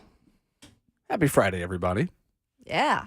It's a cloudy one, but we're going to make it a good day, right? It's my favorite weather Yeah. today. There you go. And you're Cloudy going to be days? chilling this weekend, so it's perfect weather. Well, he liked running in the cold when he did cross country. I did. I know. Well- I always get earaches when I did that. Earaches? Yeah, when I ran in the cold. Yeah. I I've always never got heard of earaches. Yep. Interesting. Wow. 50 and cloudy. Best weather. Ooh, That's football weather. Yes, it is. give me some sunshine. 50 and cloudy. Do you guys have teams that just for the stupidest reason you just hate? Mhm. Like Yeah. non-rivals. Who are the teams that you just irrationally hate? USC. Oh, dang. You Okay, said but that. that's a rival. Yeah, I No, mean, it's teams not. that- But it's not a rival Okay, it's at in all your for conference. Washington State. What's the team like random that you have no business hating who you hate? Man, that's a great question. Because mine is not hard at all. Well, you go first. Give me a Purdue chance. basketball Oh, is the team that I time irrationally hate. Zach Edey's stupid face looking at me every time he gets fouled and goes back to the line for the 80th time in a 40-minute basketball game. Joe Lenardi put out his new seeding last night and has Tennessee as a 2 seed with Purdue as a 1 seed. Please, for the love of God, give me literally anyone else. Well, see, I can't stand Michigan. Michigan is not Illinois' rivalry because I don't think But he's Michigan going to even say it's in realized your that. conference. And Right. USC is But not in it's my not a conference rivalry. anymore either. See, Michigan is not Illinois is not Michigan's And rival. that's- Who's their rival? That's how Ohio the Pac-12 State. is. Yeah, it's Right? not a rival at all. Yeah, but you can find a reason to hate any team in your conference. But Like, I is- want every team in my conference to lose every week except for mine. 100%, full stop. But is your hate really more of Purdue basketball, or is it Zach Edey specifically? Yeah. It's not Zach Edey. It's Carson Edwards and the way Purdue beat Tennessee in the 2019 Sweet By 16. the way, I've heard some things about Zach Edey where he's not the kindest of kind. What? Yep. Just saying. He's not the what? Kindest Not of kind. the He's not a kindest nice of guy. kind. Yeah. Oh. Yep. I heard he eats sushi before every game, and after every game. Well, good for him, but that would make me sick. Speaking of eating weird things, the team that I irrationally hate is Jim Boeheim's Syracuse Orange. Really? Yeah. So I'm glad he's Yeah. gone. Me Yeah. too. Just a huge nose that he liked to I always pick. like Syracuse. Oh, I'm no, with man. you. Sorry, Yeah. Lauren He said Walsh. a huge nose And, that he likes to pick. Yeah, he was always picking his nose, man. He just wanted to Jeez. talk about Greensboro being a bad place to play basketball. Man, get on with your big old nose and Sounds your like- nepotism babies. His nose was Greensboro. He loved it. He would have picked it if that was the case. Getting boogers on the ball. What is he doing now, by the way? Is he just fully His best. retired? He's just doing his best. He's doing his best. Hanging on. Yeah, by a thread. I think he works for the Oh, ACC goodness. network, That's to be okay. honest. Yeah. He's trying to put a upward basketball team into a 2-3 zone somewhere. There you go. Would you hate Upstate New Purdue York. if they struggled? I enjoy it when they struggle, so no. Exactly. You feel bad as like picking on some, you being a bully then. It's it really does go back to the Carson Edwards thing, and everyone has like one landmark loss in their sports fandom that they just forever are bitter about. I've talked to my family about this. Like my brother's like, why do you like? That's not their fault that they got an advantageous foul call on Lamonte Turner on a Carson Edwards corner three and ended up winning that game. A call, by the way, which now would be an offensive foul for kicking your leg out while you shoot a three. Yeah, that's true. I hated the Patriots. Oh, Yeah, yeah. that one's rational too. Yeah. And I guess when Tom left, I guess it kind of got a little better, but I still hate the Patriots. Have you noticed that we tend to start disliking those people and teams that have success? I know. Yeah. Kayla will tell you too that I have a preemptive hatred of Connor Bedard because Yeah, I'm he already does. annoyed He of when hates him he's going to already. be just a stud The poor kid has already gotten injured. in Jeez Chicago. Louise. Yeah, yes. And you just couldn't wait, could you? Preds last night as well. Yeah. 9-2 last night for the Dallas Stars. What the heck is wrong with the Predators? Yeah, this is not a way. They've lost in their last 6 games, they've only won 1 game. And coming off of the All-Star break, usually a time where you kind of rejuvenate things, right? Because you get the rest and recover, except for the guys that go to the All-Star game, which was Philip Forsberg. But it looks like, according to Andrew Burnett, like there's not a lot of oomph behind this team right now in terms of wanting to play and to put effort out there. And that is never a good thing. And you're seeing it. I mean, you saw that first period. It was awful. And I don't know what it's going to take to get them back to being a group again. But guess what? The trade deadline, I'm looking at they're selling. And that might include parting ways with UC Saros, who overall has done an incredible job as a netminder here in Tennessee. Is it personnel or motivation? In other words, I don't think there's a huge talent gap between a lot of teams that play professionally. But when your motivation is somehow affected, it affects your ability to want to compete. Guys don't want to be in the building. They don't want to be around each other. They don't like the coaches that are coaching them. It's just a lot that goes into it. Because I think the uniqueness is chemistry that's created when teams are doing well and they're doing well together. They can't stand to not be around each other, But when that's affected and dudes don't want to be there and they leave early, right? Come late, that kind of stuff because the environment stinks. It affects the way you perform on the ice or on the court or on the field. And you're just not seeing. I mean, when you come out in a first period like that at home, let's say that too, because the Predators, they love playing at home. People don't love coming here. And I think, when you come out flat like that, you're not seeing that effort. I think that's disappointing. And that's what Burnett kind of said. He just said he was disappointed in the mindset since the break. There's something going on there. Michael Yeah. Gallagher yesterday on Twitter, Who does a great job. covers the Preds at MG_, says, for context, when the Preds started selling last year, their first trade happened on February 25th. Old friend Matt Duchene with a big night last night for Dallas. Huge. It would be easier for us to tell you who did not have a big night last night for Dallas. And that's a good team, but that's Very a good team. rival. I Yeah. mean, you need to play at least a competitive Top of the hockey Central. game with them. Yeah. Yep. Yeah, when you don't get geared up to play your rivals, then there's something wrong internally. Preds a couple of points out of a playoff spot, but certainly not inspiring much confidence at the moment. And Andrew Burnett saying last night after the loss that they've got too many guys focused on where they're going on vacation. Because they can't wait to get out of the building. Yeah, they were just out of it for the building. All-Star break, and goodness. Look, I'll be honest with you. Bally Sports makes it hard to watch the Preds, It but does. those comments do not exactly inspire a lot of motivation for people to go out of their way and put in extra effort to watch the local professional hockey team. And look, this is still a kind of a reboot of this team, too. And you got a new head coach, a new general manager, a familiar one in Barry Trotz, obviously. Things aren't going to happen overnight, but there was a good stretch of hockey that we were seeing from the Predators. Yep. To have this happen so suddenly and for it to be what it looks like to be concerning at this point, I don't know how I see this team necessarily making a playoff push in the end, especially if they're sellers. Right.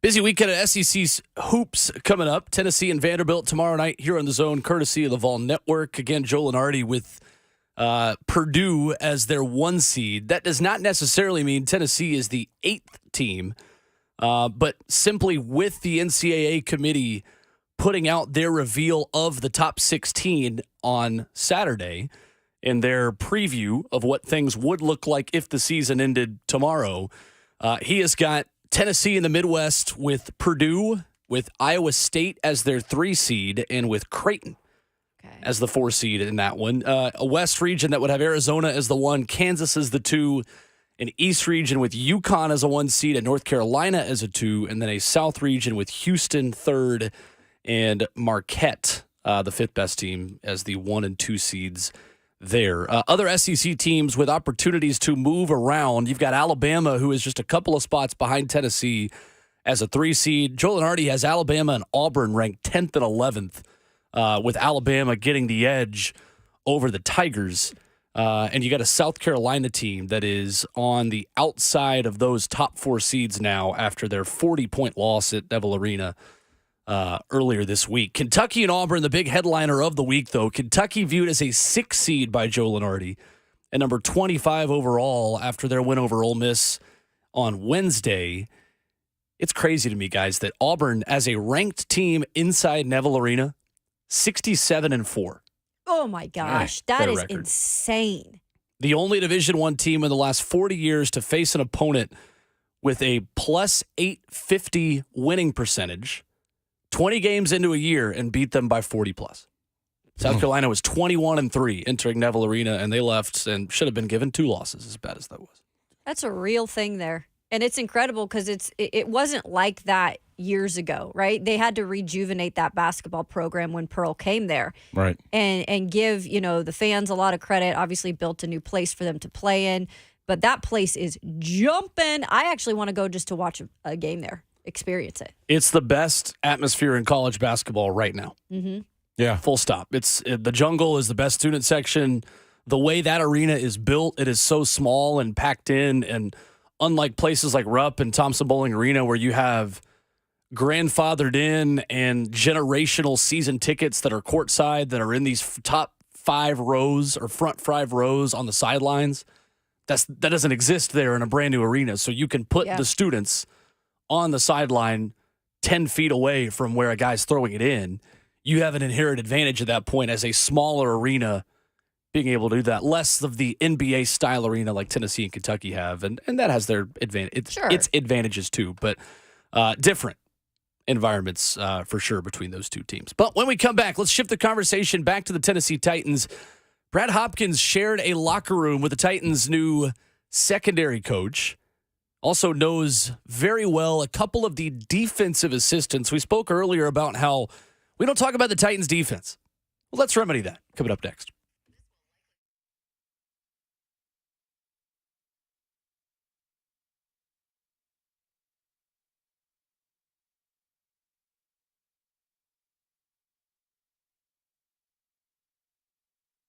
Hey, it is that time of the year. Yeah, maybe you're feeling those achy joints and maybe it's just hard to get out of bed sometimes. Well, we've got a solution for you. You need to call QC Kinetics today. Hey, it's Kayla Anderson, and everybody realizes the state of healthcare always changing. So those old ideas like steroid surgery, no longer your only options. How about regenerative medicine at QC Kinetics? It's actually transforming lives with innovative, non-surgical, drug-free treatments.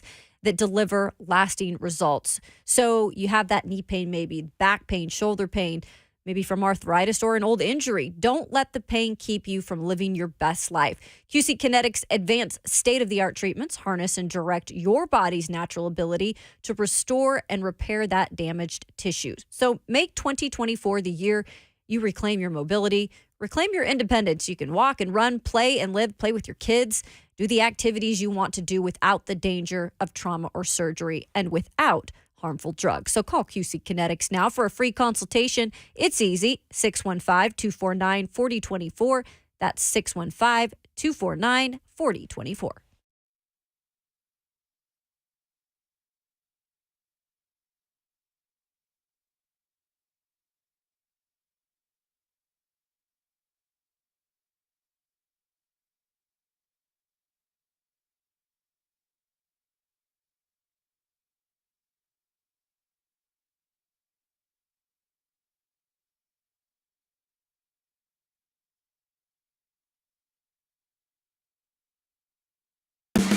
This is your Off the Track Racing Report, brought to you by State Water Heaters. The Great American Race returns. The 2024 Daytona 500 is Sunday, kicking off the start of the NASCAR season. Joey Logano, who finished second in the race last year, will start from the pole, while 2021 Daytona 500 champion Michael McDowell fills out the front row. Meanwhile, defending series champion Ryan Blaney will be starting 32nd in a backup car after he was collected up in an 11-car crash during the second of Thursday night's dual races. Kyle Busch will also be in a backup car and far back to start after being caught up in that same wreck. Meanwhile, defending 500 champion Ricky Stenhouse Jr. will start from the 35th position. The Daytona 500 will begin at 1:30 Sunday on Fox. This has been your Off the Track Racing Report, brought to you by State Water Heaters. I'm Liz Allison. If there's anything that I don't like, it's not having enough hot water. That was me way too often until I switched to a State brand tankless water heater. Not only do I never run out of hot water, but I'm saving on my utility bill every month. State Water Heaters makes gas and electric, standard efficiency to high efficiency water heaters, and of course, my personal favorite, tankless water heaters, where the hot water never runs out. Visit statewaterheaters.com and click on the Find a Local Installer link on the main page, and you'll be on your way to owning your very own State brand water heater just like me.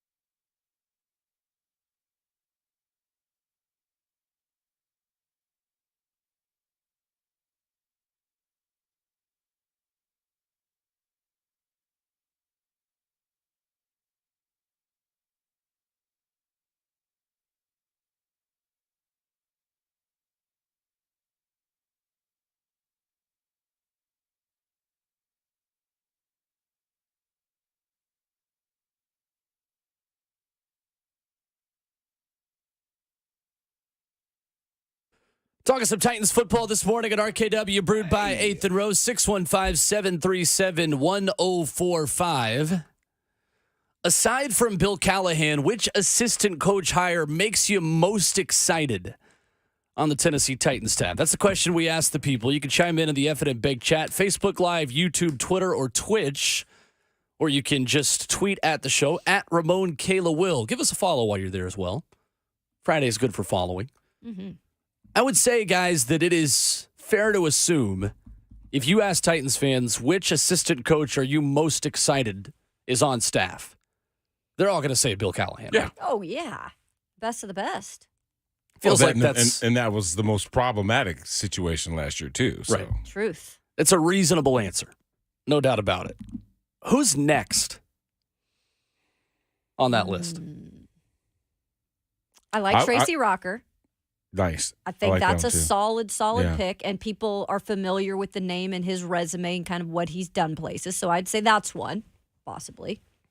I think Bo helping develop Will Levis is Bo pretty Hardigree? clear. Yeah. Go hard agree. Okay. Because it's not like, Brian's got a lot of stuff to do.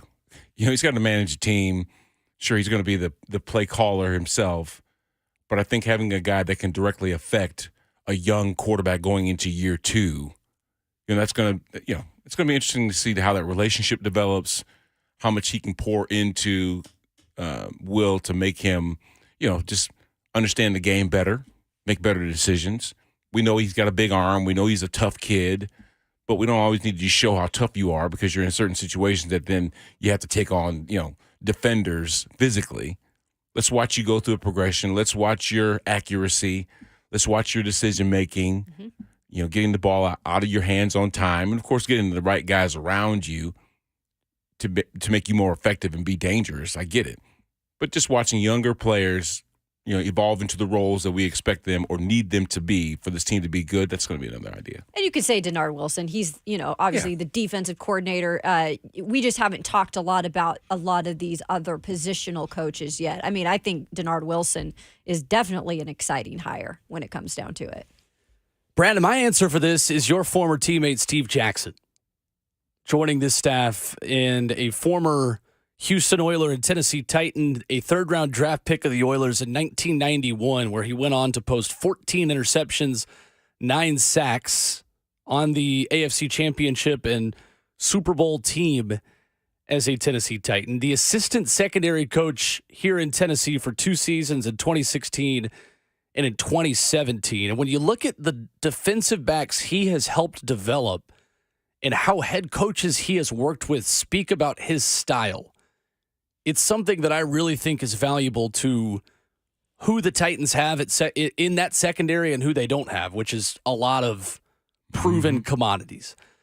Worked with Jamal Adams and Marcus May as the safeties coach of the New York Jets for a couple of years. That was before he went to Cincinnati, sharing his staff with Brian Callahan under the head coach up there, of course, in Zach Taylor. Coached Lions corners in 2013 under head coach Jim Schwartz. But when he was asked about his influences a couple of years ago in Cincinnati, diving deeper into this, Steve Jackson says Greg Williams, Jeff Fisher, and Dick LeBeau, the 3 coaches who are most influential in his philosophy, was on staff with Dick LeBeau when Dick LeBeau was the defensive coordinator here as well when he was with safeties in 2016 and 2017. And Zach Taylor said of him a couple of years ago, he brings a physical presence. If you look at Steve Jackson, he looks like he can play right now. He has great energy and great experience. He's handled a lot of different types of players and a lot of different types of personalities. That's the head coach of the Cincinnati Bengals and his former employer, Zach Taylor, before he went to Atlanta, of course, and Steve Jackson. From your perspective, Brad Hopkins, what was Steve Jackson, the player, like in that locker room? Well, first off, we were in a loaded secondary. You are. He was. From Chris Dishman to Bubba McDowell.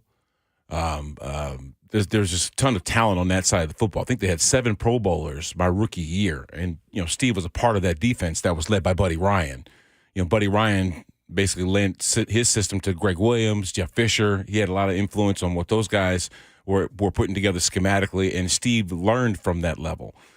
I think Steve's respect for Jeff was the fact that he played under him. Greg Williams being a part of that defense, he learned from him. And, of course, we talked about it yesterday, how you learn about other programs is by, either playing with guys that came from those programs or being a part of that staff, and that's where Dick LeBeau had a lot of respect, had a lot of notoriety even before those two's paths even crossed. So he had a healthy amount of respect for who Dick LeBeau was, and rightfully so. He's a tremendous coach and always has been. But I just remember Steve as a player, and I think that that resonates too amongst players when a guy has strapped up the chin strap. He and Frank Bush both were former Oilers. Frank's career got cut short because of having a back situation going on. But he was a 5th-round pick that basically was a starter for the couple years that he was in the league before he had to hang him up, and then becomes a scout for this franchise, and then becomes for the first time around a position coach. He was here as a position coach in 2011 too for a minute. Right. So the guy's been in and around this program for a while. And he speaks player because he is a former player, both of these guys. And I just remember Frank's attention to detail. And I wondered where he got that as an assistant at that time, being a quality control director when I came into the league. His assignment was making sure that the look team, gave the starters the exact look that they needed to have to get themselves ready for Sunday. And he was no nonsense about that. Well, that comes from him being a player and preparing himself and knowing what it took to be prepared to play on Sundays. So, just him being a consummate professional, regardless of him playing or not, it lent to who he was as a coach, and it's easy to see how these guys have success. I played with a ton of dudes that thought they could coach. You know what I'm saying? And it just didn't work out like they thought it was, or it wasn't near as easy as they thought it was going to be able to transition from one side of the game to the other. But these two, Frank Bush and Steve Jackson, they've done a tremendous job of parlaying former playing careers into robust coaching careers. And you hit the nail on the head there. Yeah, not every player either wants to coach or can coach. It really is something that takes a special trait. And being able to relate to players is big, but also being able to have that respect of how you're actually teaching and how you're actually executing, what you want to be done. And I feel like Steve Jackson and everything I've heard about him is, first of all, look him up, because you're going to be like, oh my God, you would not want to get in a ring with him because he will knock you out. He's just got that physical presence about him. And I feel like that's what he's going to bring to the secondary, is kind of that edge.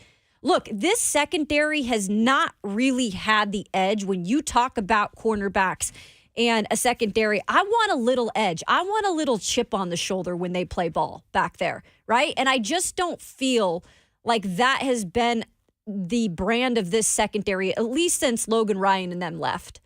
And I feel like this guy, Steve Jackson, is going to bring in a little bit of that, but also the knowledge, the experience. He's a former player. And I also think it's a great mix with Chris Harris, who is a little bit more known for being able to kind of relate easily to the players, maybe a little bit more calm. I feel like that's a good yin and yang back there for this secondary, who needs a complete reboot. Yeah.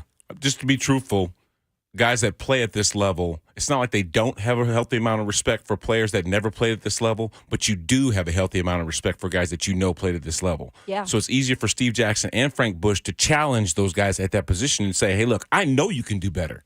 And you know how I know you can do better? Because I did it.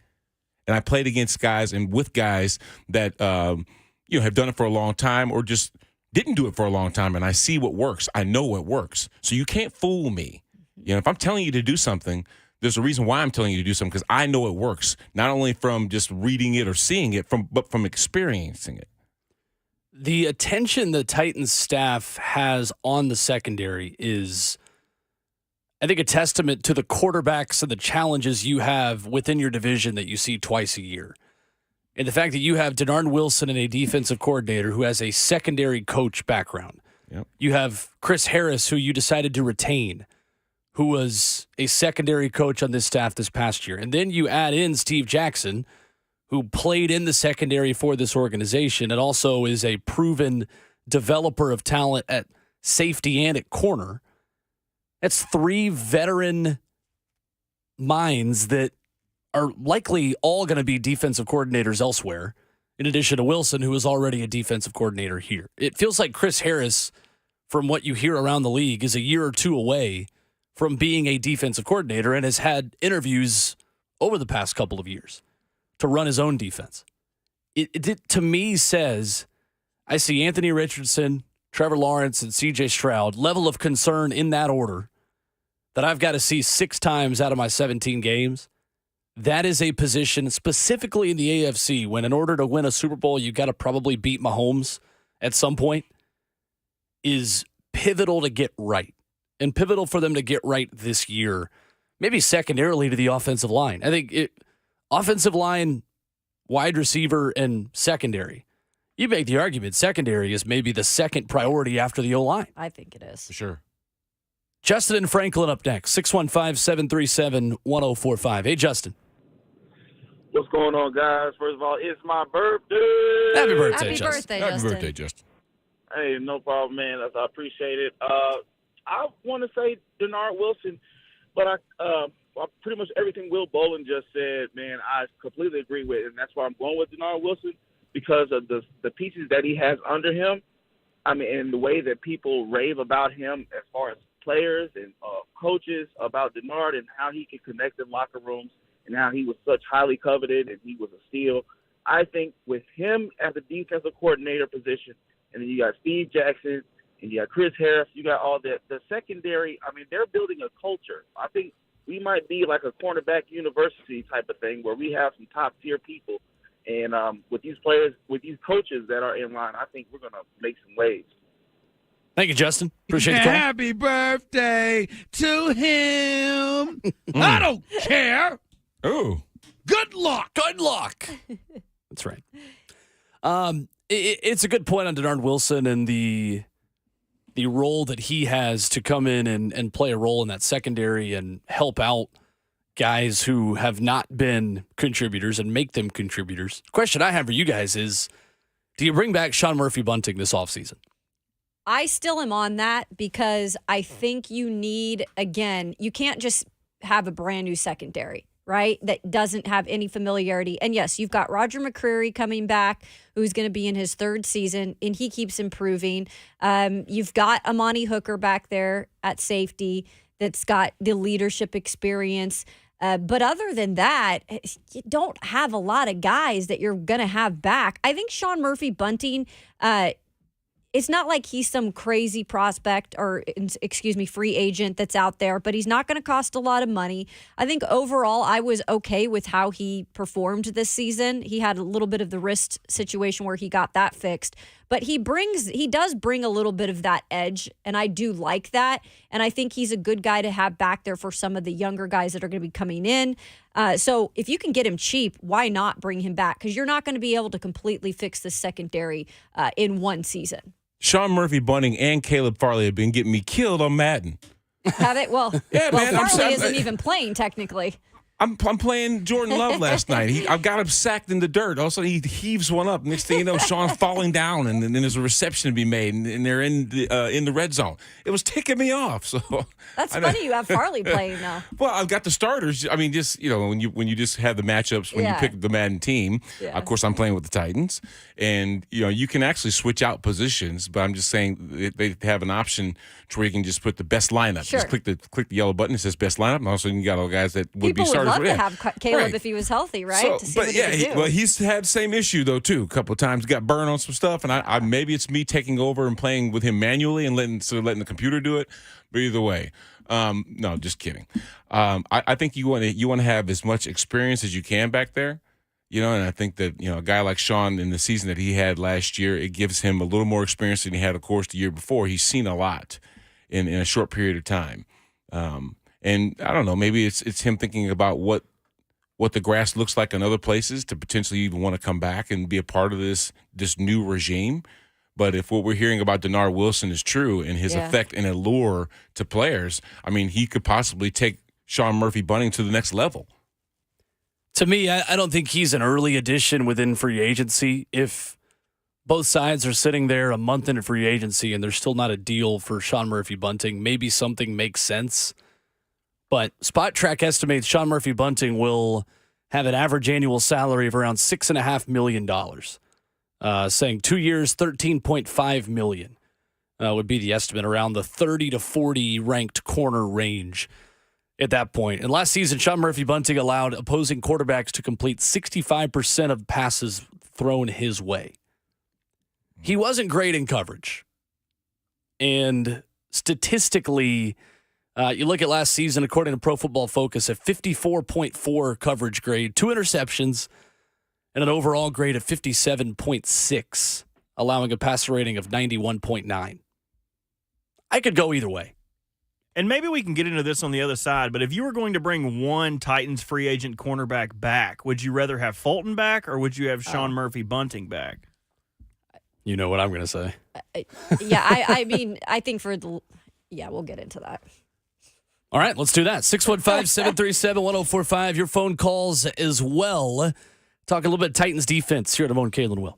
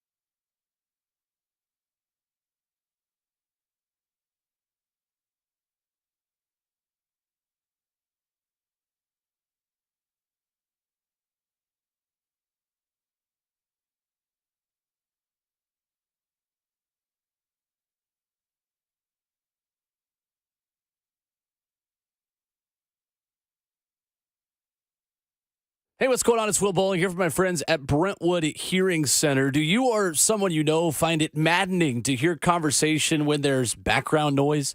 Maybe you're at a crowded restaurant, you're watching your favorite team play on the hardwood. Well, if so, let me introduce you to Brentwood Hearing Center. With 5 doctors of audiology, state-of-the-art diagnostic equipment, and the most recent hearing device technology, they'd like to help you get off the sidelines and back in the game of better hearing. And with over 85 years experience from their convenient location just off of Interstate 65 in Brentwood, they tailor a hearing solution to each individual patient. You can give them a call today, 615-377-0420, or you can visit them online at BrentwoodHearingCenter.com. They're going to listen to you, understand where you're having trouble hearing the most, whether it's at work, out to dinner, or in a arena or stadium. They're going to take care of you. 615-377-0420. That's the number online. Their website is great at BrentwoodHearingCenter.com. That's Brentwood Hearing Center. Better hearing, better life.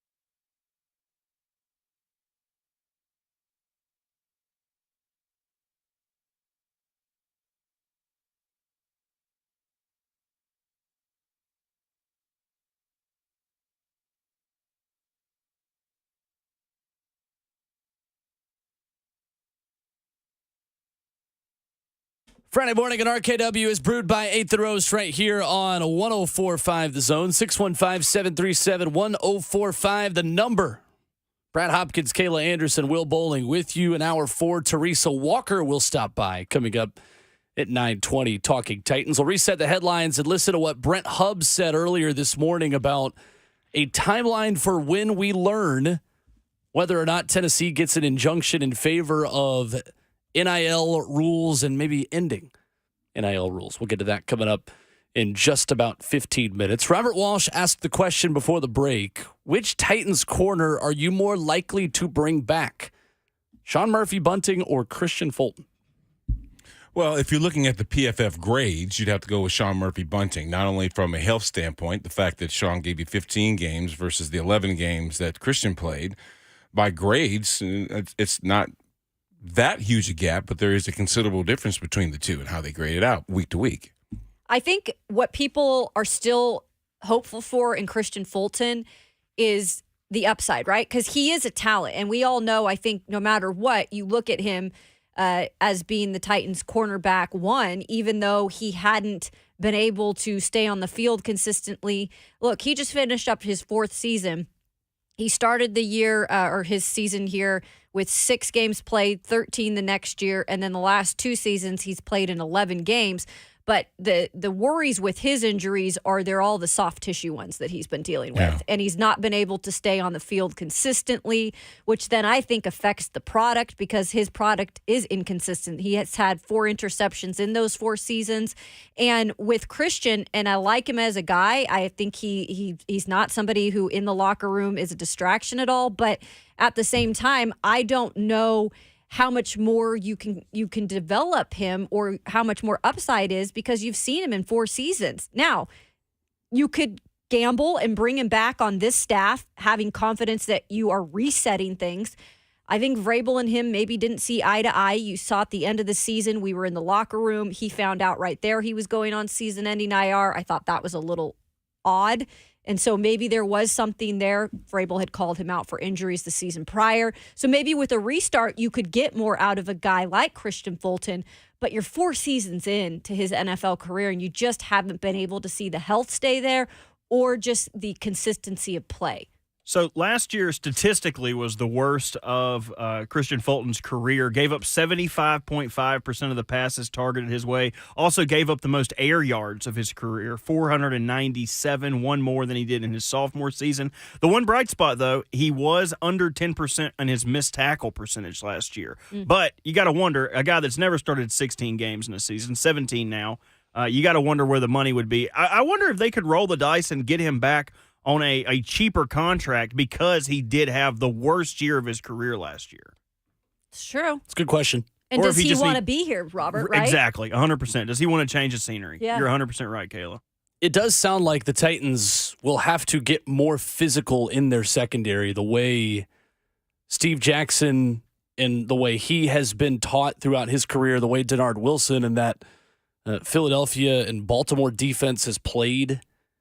Physical, in-your-face coverage, and it's going to take a more physical kind of corner within this defense in order to do that. And that's my question for the defensive staff if I was sitting down with them is, do you have the players yet to play the style you want to play? What is the middle ground under construction kind of scheme look like while you add the kind of players that you want for this system? That'd be interesting. I mean, and that's the thing that stood out to me. Denard Wilson said attacking. We want an attacking style defense. And you're right. The personnel right here, right now, and yeah, we got free agency in the draft to come, but right now you don't really see a ton of personnel that you're like, okay, we can fix it right away. That is a work in progress. So you go out and spend some of this money on maybe you bring in a cornerback that you are going to have to pay a little bit more money for. I don't know what they decide to do in that situation, but the personnel has to improve. Yeah, but if you're a guy like Christian or Sean that has the option to come back, you're looking at an entirely different team. Not entirely. I mean, the guys are pretty much still the same. The nucleus is still the same. But if you had a problem with Mike Vrabel and the way that he communicated with you, well, guess what? That's not an issue anymore.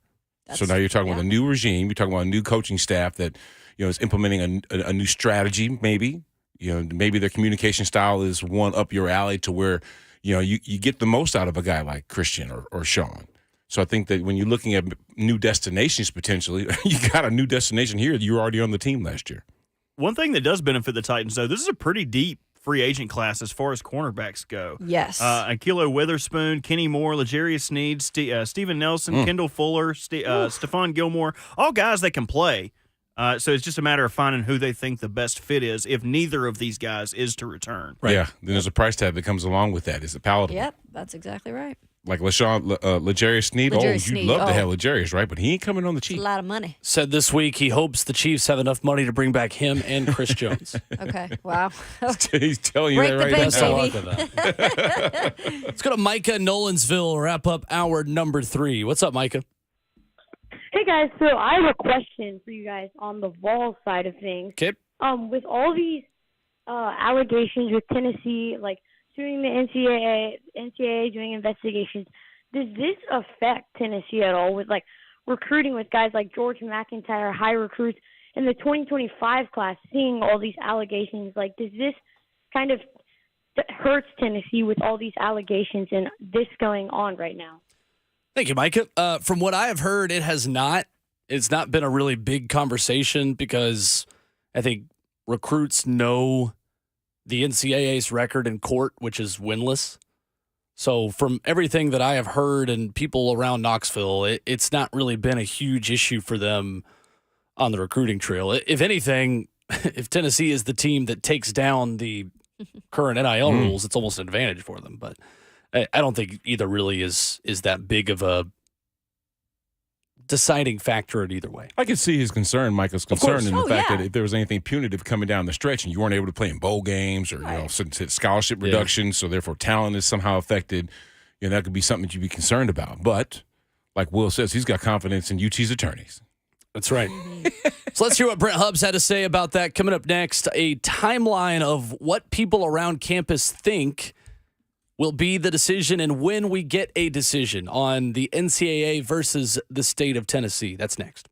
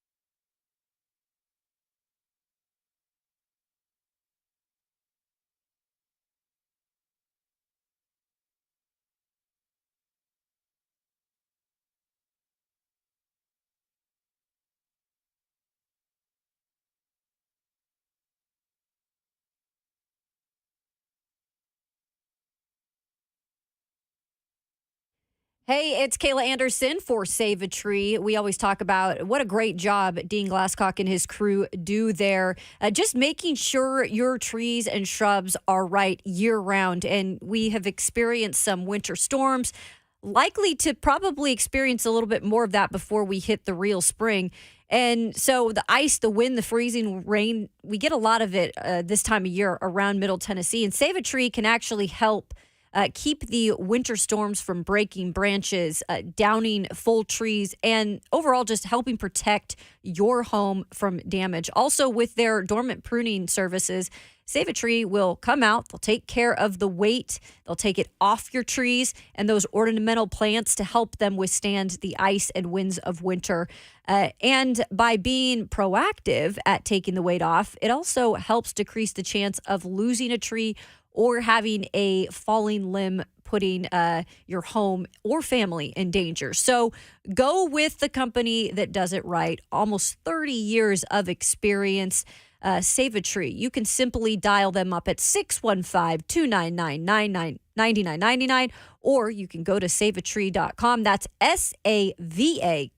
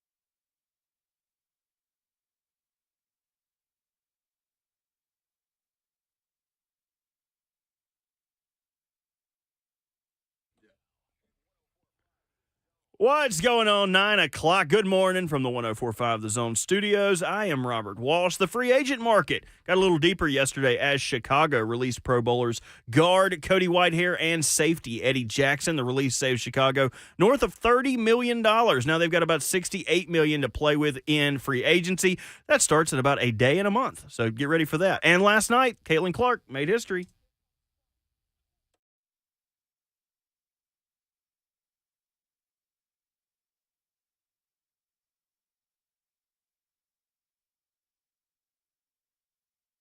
Not only did she break the scoring record, she had a career-high 49 points. After the game, Kaylin said that she had her sights set on Pistol Pete Maravich's record of 3,667, only 98 points away from that mark. And college basketball last night on the men's side, number 8 Tennessee made Arkansas squeal 92-63, and number 11 South Carolina falls to number 13 Auburn 101-61. For all your foundation repair and waterproofing needs, visit USSTN.com. Breaking news at once on your home for the Titans and the Vols. This is 104.5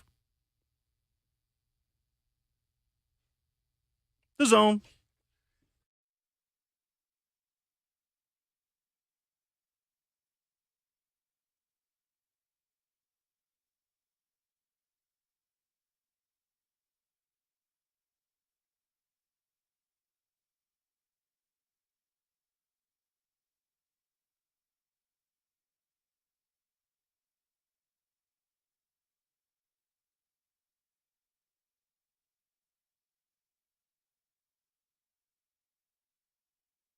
Fourth and final hour of the show, 9 a.m. in Nashville. A beautiful morning.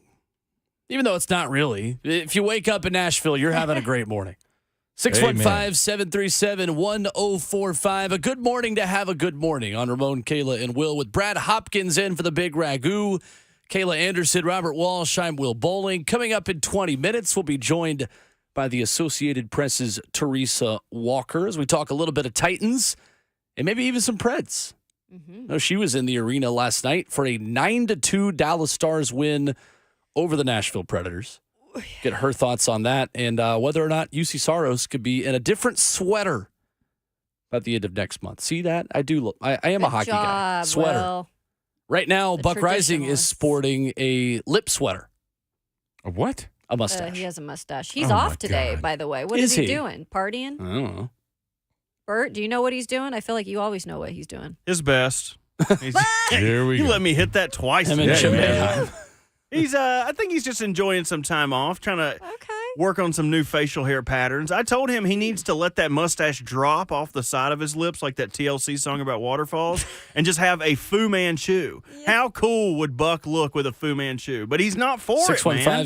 615-737-1045. You need to pester him. We need to pester him until he adopts the Fu Manchu or like the Motorhead style chin strap that connects to the Fu Manchu. Ew, those are I hate Or the guy that on the one. Pringles can. I'm down with that That's who it too. is, See, yeah. Buck is one of the hairier individuals, Oh, my and I goodness. kind of wish that I had that because Right. if you're one of the hairier people, you can mix and match and try. Like this week, I'm going to be Colonel Mustard in the foyer with a candlestick. Like you can try all new things. But Buck is so vanilla. He is so white bread in a snowstorm covered in mayonnaise and rice. Like he is not going to try anything different. And the crazy thing is, he's Egyptian. He should be trying different things. He could have all kind of cool hairstyles. Kayla, and this coming from a redhead guy that's got his hair in a bun Well, and, he a, does. and a He full could do beard. a lot with his Hey, hair, what you want me to too. do with it, man? I would go mullet. I would go mullet. But I No, understand, don't Bert. do that. Isn't it the easiest though? Like I don't do my hair anymore in the show because like who cares? Just- like, just throw we're it on up, stream. man. So you just put it in a bun and whoop, there it is. But I also want to see Buck with a Raleigh Fingers look. Oh, that would be good too. Lord. If we get the thing is, any facial hair he tries is going to look like it's been spray painted on. So it can't look that bad. It's not going to look white trashy like mine. That's just patchy and different. You know what I mean? What about Babyface Will? You got a beard? Can you grow a beard? He's tried. No, I haven't. I thought you said you've tried to grow out. No, I like, have not. Oh, we got to see Big Will with a facial beard. hair. I don't look good With in the it. high and tight? No, it doesn't like grow in the middle. Like Oh. it'll grow more around my like ears and my like chin and neck, but What about a stash? I just don't think. Nah, I don't. It's You look almost like a November. costume. It's Yeah. gonna be March. Oh, boy. Everybody can sport a mustache March. I'm down with that. We can get Lucas to grow one. It wouldn't look good on me. Maybe we get Slay in on it. I like. Ooh. I switched to. I would just go totally clean shaven. through like most of college, where I would like totally like not trimmer or anything. But now I have like one of like the beard trimmers. You just put it on the lowest setting. That way, like, because if I go totally clean shaven, like I could pass for an 11th grader. Exactly. You so totally could. I've got to have like a little bit of shadow. But again, like unless you're standing like right next to me, you can't tell. Like if you're watching on, a video broadcast that I'm doing, like you can't really tell. You still look 18 right now. You do. Right. Thanks. Worst case scenario, if we do a mustache march, I'll get you one of the ones that you can just Pin like on. stick on. Yeah. Slay can't grow no hair, Bert. I was wondering about Slay. Can Slay grow? This time? Slay's got like the pencil thin He's got a beard. mustache. Oh, it's just a Oh, stash. okay. I thought you were the whole. Yeah, just a stash. No. Yeah. We're gonna shave everything Yeah. else down and have long Okay. flowing stashes. Buck right now looks like a AA baseball middle reliever. There you go. Is what he looks like. Like he looks like the guy who just got bored because he's in a 140 game season and he's never going to get a sight of the big leagues. And he's like, well, might as well just grow a mustache. Like you can look at a baseball player and know like that guy's got a major league future. He looks like based on his mustache. He looks like an A-list celebrity, someone that is on a list. There we go. You know what? Boom, boom. If Will grew a mustache, I would totally get him some Ray-Bans and a Tennessee Highway Patrol car. There you go. I see it. Fair enough. What was that show with the? Oh, with the Oh what God, was that Reno show? 911. Yes, that's Reno what it 911. was. Just new boot goofing. Yeah. That's Lieutenant Dangle. Yeah. Yep. I love that show. 615-737-1045 if you mustache us a question on the phones this morning. Please mute his microphone after that one. He looked around for some approval on that Please too. don't. It's a Friday. Robert will usually interrupt me, right? That one wasn't even as bad as the way I've been. I've had much worse if you listen to this show. Oh gosh. Absolutely. Talking to Brent Hubbs this morning, VolQuest and On3 writer who joins us every Friday at 7:20. If you missed it, he gave us a timeline on when a federal judge in East Tennessee could give a ruling on NCAA versus Tennessee in an injunction. Sitting in that courtroom and listening to it, it was about 58 minutes is about what it lasted. And, I thought the state attorney general's lawyer was a little bit almost nervous sounding at first. He wasn't, it wasn't his best foot forward maybe to start his argument. But I think as the judge continued to ask questions and he went along with his argument, I thought he got stronger in terms of presenting his case. I thought his closing argument or his closing remarks were the strongest he made all day. I thought the NCAA lawyer, quite frankly, had a bit of a tough day. He got kind of trapped in the corner a little bit when asked about a player, a prospective student athlete being allowed to talk to a collective. He initially said yes, which you not supposed to be able to do. But then he said, in a hypothetical world or in a world where a collective wasn't tied to a school, then you could do that. And the judge was like, but that's not a realistic thing, right? And he was like, well, no, not really. And so it was it wasn't his best day. I don't know that means the state of Tennessee is going to win by any means. But I think if you're the state of Tennessee and obviously the University of Tennessee, which is attached to this lawsuit, I think you walked out of that courtroom going, well, I don't know that it could have gone much better. I don't know that means a win, but it certainly, couldn't have gone a whole lot better than what it went in front of the judge. And so we'll see how long Judge Corker is going to take to make a ruling. It could come, I guess, as early as today, but most people think it's probably going to take a couple of weeks before he comes back with some type of ruling. And then that's when the real questions begin. Depending on how he rules, if he rules in favor of the junction, then I think the NCAA shuts down any investigation that they have going on at Tennessee.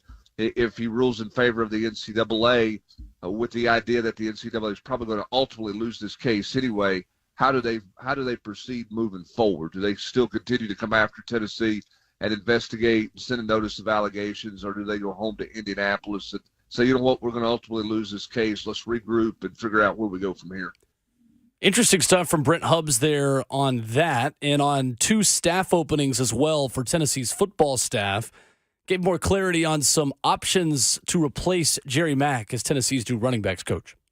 Yeah, I think that you're looking for somebody probably similar in personality if you can get there. Jerry Mack was a very calming influence on an offensive staff that it's got some youth on it. When you talk about Joey Halsley, you talk about Alec Ablin. Ablin getting ready to go into his second year as an on-the-field coach, and Halsley's second year as an OC, and Kelsey Pope's not the cagiest veteran guy, most veteran guy. So you got Glenn Ellerby, and then you had a bunch of younger players and our coaches. And Jerry Mack was a guy whose blood pressure never ran hot, regardless of the situation, and certainly did a good job managing his running backs. I think when you look at candidates there, Anthony Jones is at TCU, who's got ties to the Memphis area where he's coached before, and he played in the state of Tennessee. I think Anthony Jones from TCU would be a candidate. Carlos Lachlan is from Oregon, and you say, why in the world would somebody leave Oregon with where they're at right now? He's originally from Alabama, has got family ties to the South. He's got ties to Memphis, where he coached in the high school ranks as well as the college ranks there. I think Jimmy Smith from Arkansas is another guy that Tennessee may have some interest in talking with as well. And I think there'll be a couple other candidates out there. Josh Heupel's moved pretty fast on this one. He's interviewed a couple of guys, already had some conversations with some guys. So I think that's a search that could end, in relatively short order. I'm not saying today or even Monday, but I think by the end of next week, you could be close to having that thing wrapped up at that position and have that vacancy filled, because spring practice begins on March the 18th here at Tennessee. So they've got a couple of weeks left of winter workouts, and then they break for spring break, and then they'll start spring practice. So you want to get somebody in here pretty quick, because they've got to get up to speed on the offense, because he doesn't have anyone to promote from within, and there's no one out there that appears to be on his list right now that is from the Heupel tree or from the Browse tree that's got a great feel for, the pace of this offense and some of the things that they do. So if you missed any of that conversation, you can hear the full audio of our interview with VolQuest Brent Hubbs wherever you download podcasts right now. Search for Ramon, Kayla, and Will. But, guys, it sounds like Tennessee will know who their running backs coach is before they know whether or not they get an injunction granted from a federal judge in East Tennessee. Yeah, because he said, 2 weeks he's looking at is probably the more favorable time for an actual result on that. But, yeah, I would say running backs coach, that's important, to get these positions filled before spring ball comes up. And linebackers, they've got to hire one of them too. But it looks like there's 3 candidates on there that sound like they've got a lot of experience and a lot of ties to the southern region. If it's a sport in Middle Tennessee, Teresa Walker can talk about it with us. We've got lots to take away still from a 1-hour Titans press conference with new coordinators earlier this week. We can also talk a little bit of Predators hockey after a 9-2 loss last night raises some major questions about the local professional hockey team as well. We'll do all of that with Teresa Walker next.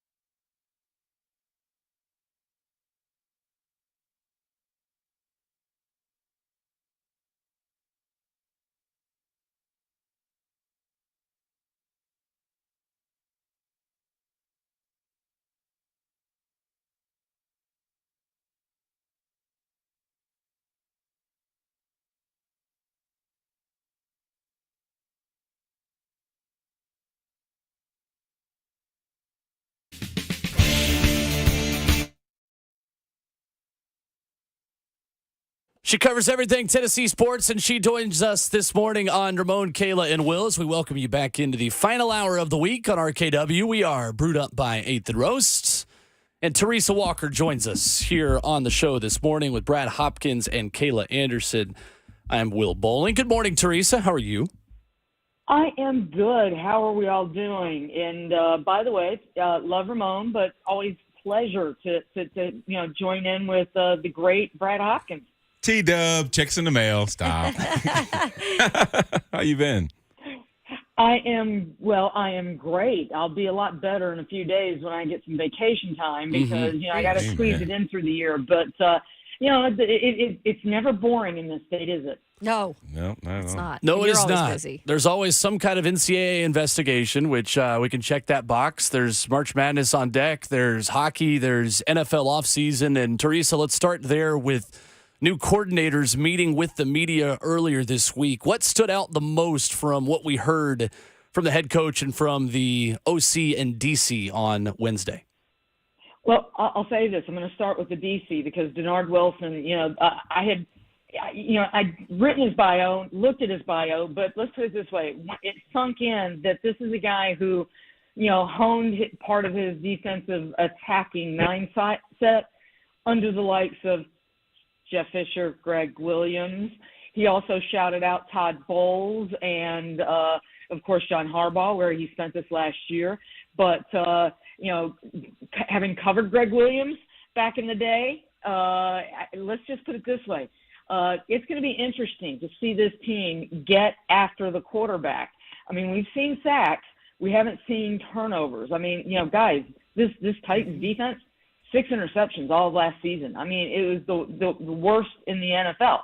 So when you're pressuring the quarterback, what you do is you got to have some guys that help cover on the back end and give you that extra second while you're attacking. And, go get the ball. So I am looking very forward to that. And I think, they've got the second most cap space in the NFL. I'm really curious to see what Rand Carthon does to stock them up for that. But, the days of going out there and going after it, I'm looking forward to that. Brad Hopkins heard Jim Washburn more than once say a phrase that we can't really say on radio, but it involved being ready, shall we say. And then for the offensive side, we know that Brian Callie is going to be calling the plays. And it didn't go well the last time this franchise had a coach who was calling the plays and Ken Wisenhunt. There's a difference, though. Rustin Webster was the GM at the time, and he was trying to get guys. Versatility was the buzzword at that time. Well, Rand Carthon is going out there to get the talent. He's got the final say on personnel. And, it just seems like everything I heard from Brian Callahan and Nick Holt is that they want to do what it takes to attack defenses. That, yes, they want to dictate as an offense at times, but understanding that, and haven't heard that in a long time. And, yes, maybe back to the Jeff Fisher days when Eddie George was, mowing over people. We're going to do what we do, and we're going to go do it. And, yes, there's times where you take what a defense is giving you because that's what you need to do as any offense. If the defense is leaving a guy wide open, you go attack that, right? And they said that they would do that. But I also heard them say that they want to be setting the tone a bit. So, it's been a while. I mean, to hear coaches and coordinators say that at that franchise, and if I'm a Titan fan, I'm excited. Now, here's the fun part. Tuesday is the deadline to franchise tag players in the NFL. The combine starts a week from Tuesday, the 27th in Indianapolis. And, then it's free agency. So this roster is going to look drastically different. The only questions I didn't need to hear when we got these coaches the other day was about what they thought about last year's roster because I'm sorry, Will Levis is going to be here, Jeffrey Simmons is going to be here, but a lot of these guys are not going to be here. And, guys, the reason is, well, they fired a coach and 2 losing seasons. They need change. It's that simple. Teresa, among the assistant coaches who were announced officially this week, aside from Bill Callahan on the offensive line, who caught your eye as someone you think is a difference maker on this staff? Steve Jackson, covered him and as both a player and a coach here with this franchise. Frank Bush with the linebackers rather, and Tracy Walker. This again, this is my second time around with Tracy, coaching with this franchise, and know what he can do, helping teach guys and getting the best out of them. I mean, he worked with Jarrell Casey back in the day. He turned out pretty good, right? Sure did. So, yeah, so that's part of the thing. Danico Autry is poised to be a free agent. Looking at what he did in 28.5 sacks in 3 seasons with the Titans, I mean, that is incredible production. Harold Landry bounced back strongly after his ACL injury. He had 10.5 sacks. But, what's the rest of this defense going to look like? We focus so much on the offense, and God knows they've got to get better there. I'm not even going to say what I said last offseason because apparently there was another level that they could get worse at. But with Bill Callahan on that offensive line, that's where most of my attention's going because that's the position that – and Brian Callahan said it. It's like you can do an awful lot to help your offensive line. We didn't see that this last season. But the fact of the matter is with Bill Callahan coaching that position group, there's going to be some new faces there. God knows there needs to be. And, we need to see development out of the young talent that is there, starting with Peter Skoronski. So I'm going to be keeping my eye on that position because, if Will Levis is going to grow into his second season, it's going to be with the help of the offensive line and that whole offensive group. Teresa Walker of the Associated Press, kind enough to join us this morning on RKW. And speaking of development, clearly, Brian Callahan was brought here to help develop the quarterback and what looks to be for the future, Will Levis. And there are some things about him that we see and potential, but it's got to be taken to another level. And with him specifically filling Will Levis in over the last couple of weeks on some of these offensive hires and just kind of getting his feedback, how important is it to build that relationship with your quarterback early on? And do you see Will Levis being able to take the next step under this new head coach? First, yes, because, my proof and example, number one, forget what the fact that he's worked with Peyton Manning and all the other quarterbacks, Joe Burrow, yada, yada. The thing that he did with Jake Browning when Joe Burrow was hurt this last season and that they won games and Browning was able to blossom in that role tells me all I need to know about what they're going to be able to do with Will Levis. Now, somebody asked the question the other day. Yeah, Will Levis has just cycled through offensive coordinators, and, I think this is going to be his 4th different season with a different coordinator. And we saw what that did not do for Marcus Mariota when he was the quarterback here. He ended up losing his job to Ryan Tannehill. So the fun part of this is going to, keeping him in the loop gives Will Levis buy-in. And it opens up that communication so that they can, one of the things that, Callahan said at his introductory news conference is they build the offensive game plan through the week. That's what Nick Coles is going to be doing through the week, right? But on game day, Callahan's going to be calling the plays. And I like the way that they attack things. They have different boxes. And then once Will Levis gets out there, they're leaning on him to tell them what he is seeing. The sideline is different from when you're under center. And they're trusting him and essentially telling him, we're going to trust you to tell us what you're seeing and mold this to fit your skills and what you're comfortable with so we can put you in the best position to succeed. Why? That makes the whole offense work. So we had a discussion earlier on the show about what position might take a step back because you're having to fill so many other holes in other, essential places where they're just not as deep. And I thought about it and I'm like, this defensive line, while they have Jeffrey Simmons as the anchor, you don't know if Danico Autry is coming back. You've seen inconsistent play from some of the other guys. An Arden Key, he's had good days, he's had bad days. Rashad Weaver, maybe not getting the most development out of him. T.R. Tart's gone. What do you feel like in terms of this defensive line they're going to need to hold things together? They can't simply ignore it. No, they can't, and that's why I'm curious to see what they do. Do they want to try and bring back Danico Autry? Has Autry maybe earned a better deal somewhere else? He has been a key piece of this. But, Denard Wilson has been in touch with Jeffrey Simmons. I think he's going to be a big key piece of that. Now, while Wilson was only in Baltimore for a year, I mean, how many times over the years have we seen the strength of the Ravens defense? Yes, linebacker, Ray Lewis, you name it, that's been key. But they've had somebody in the middle that's been able to just destroy things. And Wilson noted the fact that Simmons, he sees Simmons as being somebody that they can move around on that line. And he's going to be the guy that I'm watching most to see what all they do with him. And, because he is versatile. And if you're moving him around, it's Brad, you can speak to this as an offensive lineman, a tackle. It makes it a little tougher when you've got to keep an eye out for where is he lining up. Yeah, I know that's right. Hey, Teresa, I heard Brian Callahan's thoughts on Derrick Henry and the value that he still possesses. What are your thoughts about him being a Titan in 2024? I think the door is open, Brad. I mean, let's be honest. I mean, the running back market is not what it has been. It just hasn't. I mean, that's why they were, Derek, helped organize the Zoom call last summer as, running backs were talking and trying to figure out how do we get our value. And then he goes out and he's second in the league behind that line in this offense in rushing. So, and when the Bengals came in here and beat the Titans, when the Titans were the number one seed, Joe Mixon was third in the NFL that year in rushing. So I think that they're going to keep that door wide open. But, Derrick Henry, this is the first time he's ever been a free agent. I think he wants to stick his head out there and see what the market is. But, and only he'll truly know, if the Titans make him a respectable offer, maybe one that's got incentives that would allow him to add money. And we saw that, Rand did that with DeAndre Hopkins' contract, and DeAndre was able to add money to his deal this last year with what he did on the field. And, so I think that door is wide open.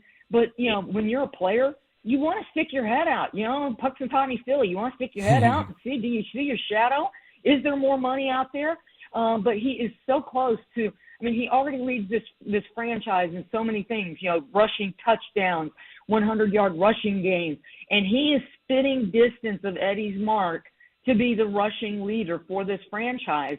And, so I think that there's absolutely interest on both sides to see, but I think Derrick's going to want to see what's out there. I mean, the video's already out there. He's in the gym. He's working, and he is getting in shape. So, unless somebody comes and blows him away with a big deal, I think that they're going to have a chance. But I don't see this happening the first week of free agency because I think Derrick's going to want to see what's out there. But he just turned 30. And we know what people think about people, running backs particularly, who've just turned 30. They think that they drop off. And this franchise, I think, is very familiar with the fact that he sat his first two seasons mostly behind DeMarco Murray. They think that there's a lot more tread left on those Derrick Henry tires. He can go from snow tires and go through the mush to suddenly being a Lamborghini when he needs to. He still posted this last season the 7th fastest time by a ball carrier. So he ain't done yet. Yeah, even at 30 years old. Hey, you know what, though? I don't think there's any question, Teresa, about the confidence that this organization has in Will Levis being the starter for 2024. But like I know, the backups are only one play away from actually taking the field. So if something were to happen to him, what do you think the price tag is that the Titans are willing to spend on getting a quality veteran in to kind of back up and maybe even help develop a Will Levis? And could that be Ryan Tannehill? Well, hey, ever since Arthur Smith going to Pittsburgh, all signs seem to be showing Ryan Tannehill going to Pittsburgh, and God knows the Steelers could, and if Ramon were here, he'd probably be endorsing this move, go get Ryan Tannehill to be that guy who can come in and help you, because him and Arthur fit like an absolute perfect glove in hand. That said, there's a lot of guys out there. Right. And I'll admit, I heard Rhett Bryan saying yesterday on one, I think maybe with Blaine and Mickey, Josh Dobbs. That's not a bad idea because he's smart. He gets along with everybody. When he walked in this locker room a year ago, it was like he'd been there all year. And he has fit in everywhere he's gone. And now he's had the experience of being a starter with his experience in Minnesota. And to add on what he did here when he was 3 minutes away from getting this franchise to a third straight AFC South title, that might not be a bad thing to look at because he can run. He throws. He's smart. He doesn't have an ego. He can help be that guy. He's had enough experience in a lot of offenses to help work with Will Levis, and then if needed, come in and help you win. So that's going to be the interesting part of this. Teresa Walker, the Associated Press, our guest. Teresa, I know you were following closely as the Dallas Stars were just an extra point away from a touchdown and a field goal last night in Bridgestone Arena. What in the world are the Predators going to do at the trade deadline? And is UC Saros still a member of this team after the first week in March? That's a great question. After what I saw last night, I would hurry up and trade him while I can get anything for UC Saros, because they've got so many contracts, and I went over some of them again last night. You're not trading Roman Yossi. You're not going to find somebody to take Philip Forsberg. And that's the problem in trying to do a quick rebuild to keep this team competitive. The problem is they've lost 5 of 6. This is the moment where they needed to be making that push to put themselves in position. They're sitting right there. A playoff spot is there for the taking, and we've seen them go the other way. And last night, Andrew Brunette talked about how it seems like some guys are more interested. I mean, him and Doc Rivers were kind of on the same line. Guys thinking about vacation or Cabo rather than, trying to go out there and win a game. And now they have to go on the road, 5-game road swing. And, I think that this next, Barry Trotz said a week ago, the next 8 to 10 games are going to tell them what they needed to know. I think they've seen it. And I am trying to – it's time, I think, to go ahead and get the youth as you can around some of these guys that you cannot move. You can't unload them. There may be somebody that you have to buy out and do another Matt Duchene situation with. And I'm sorry, why was he surprised that they bought him out? Yes. He already those comments blew me away. It's like he already has more points, or about as many points as in as many games now as he had in 72 games last year for the Predators. Hello. When you get a big price deal, you've got to show out. And Burnett made it very clear. I don't think he's seeing, and it has addressed with the leadership on this team, what he needs to be seeing. But the problem is, beyond that first line, they don't have much. And if you shut down that first line, there isn't much else to go. So they need to find an approach, settle in, and just start rebuilding. And I think it's time to go with Askarov in net, and let's go ahead and push the chips to the table and let some of these young guys that we're seeing win in Milwaukee come up here, start getting experience. It's time to move on. All for it. I love it. Teresa Walker has been our guest, the very best, covering everything in the state of Tennessee. Teresa, thank you as always. Thank you, Teresa. Thanks, T. My pleasure, guys. Have a great weekend. You too. You as well. There's Teresa Walker with us saying, go ahead and ship him off. Yep. UC Saros. Got to do it. Dang. Got to do it. This at some team point. straddled the line of sell or buy and did nothing for so long that just 1 year of selling like last year is still not enough to get them to where they're going to need to be in the next 5 years. Yeah. And they got some prospects down there in Milwaukee. She's They certainly absolutely do. right. Yep. When we come back, headlines we've missed on the way out. Caitlin Clark doing video game-like things. A look at SEC hoops this weekend. And something I will be watching intently at 1:24 p.m. today, and not a minute sooner or later. Coming up next.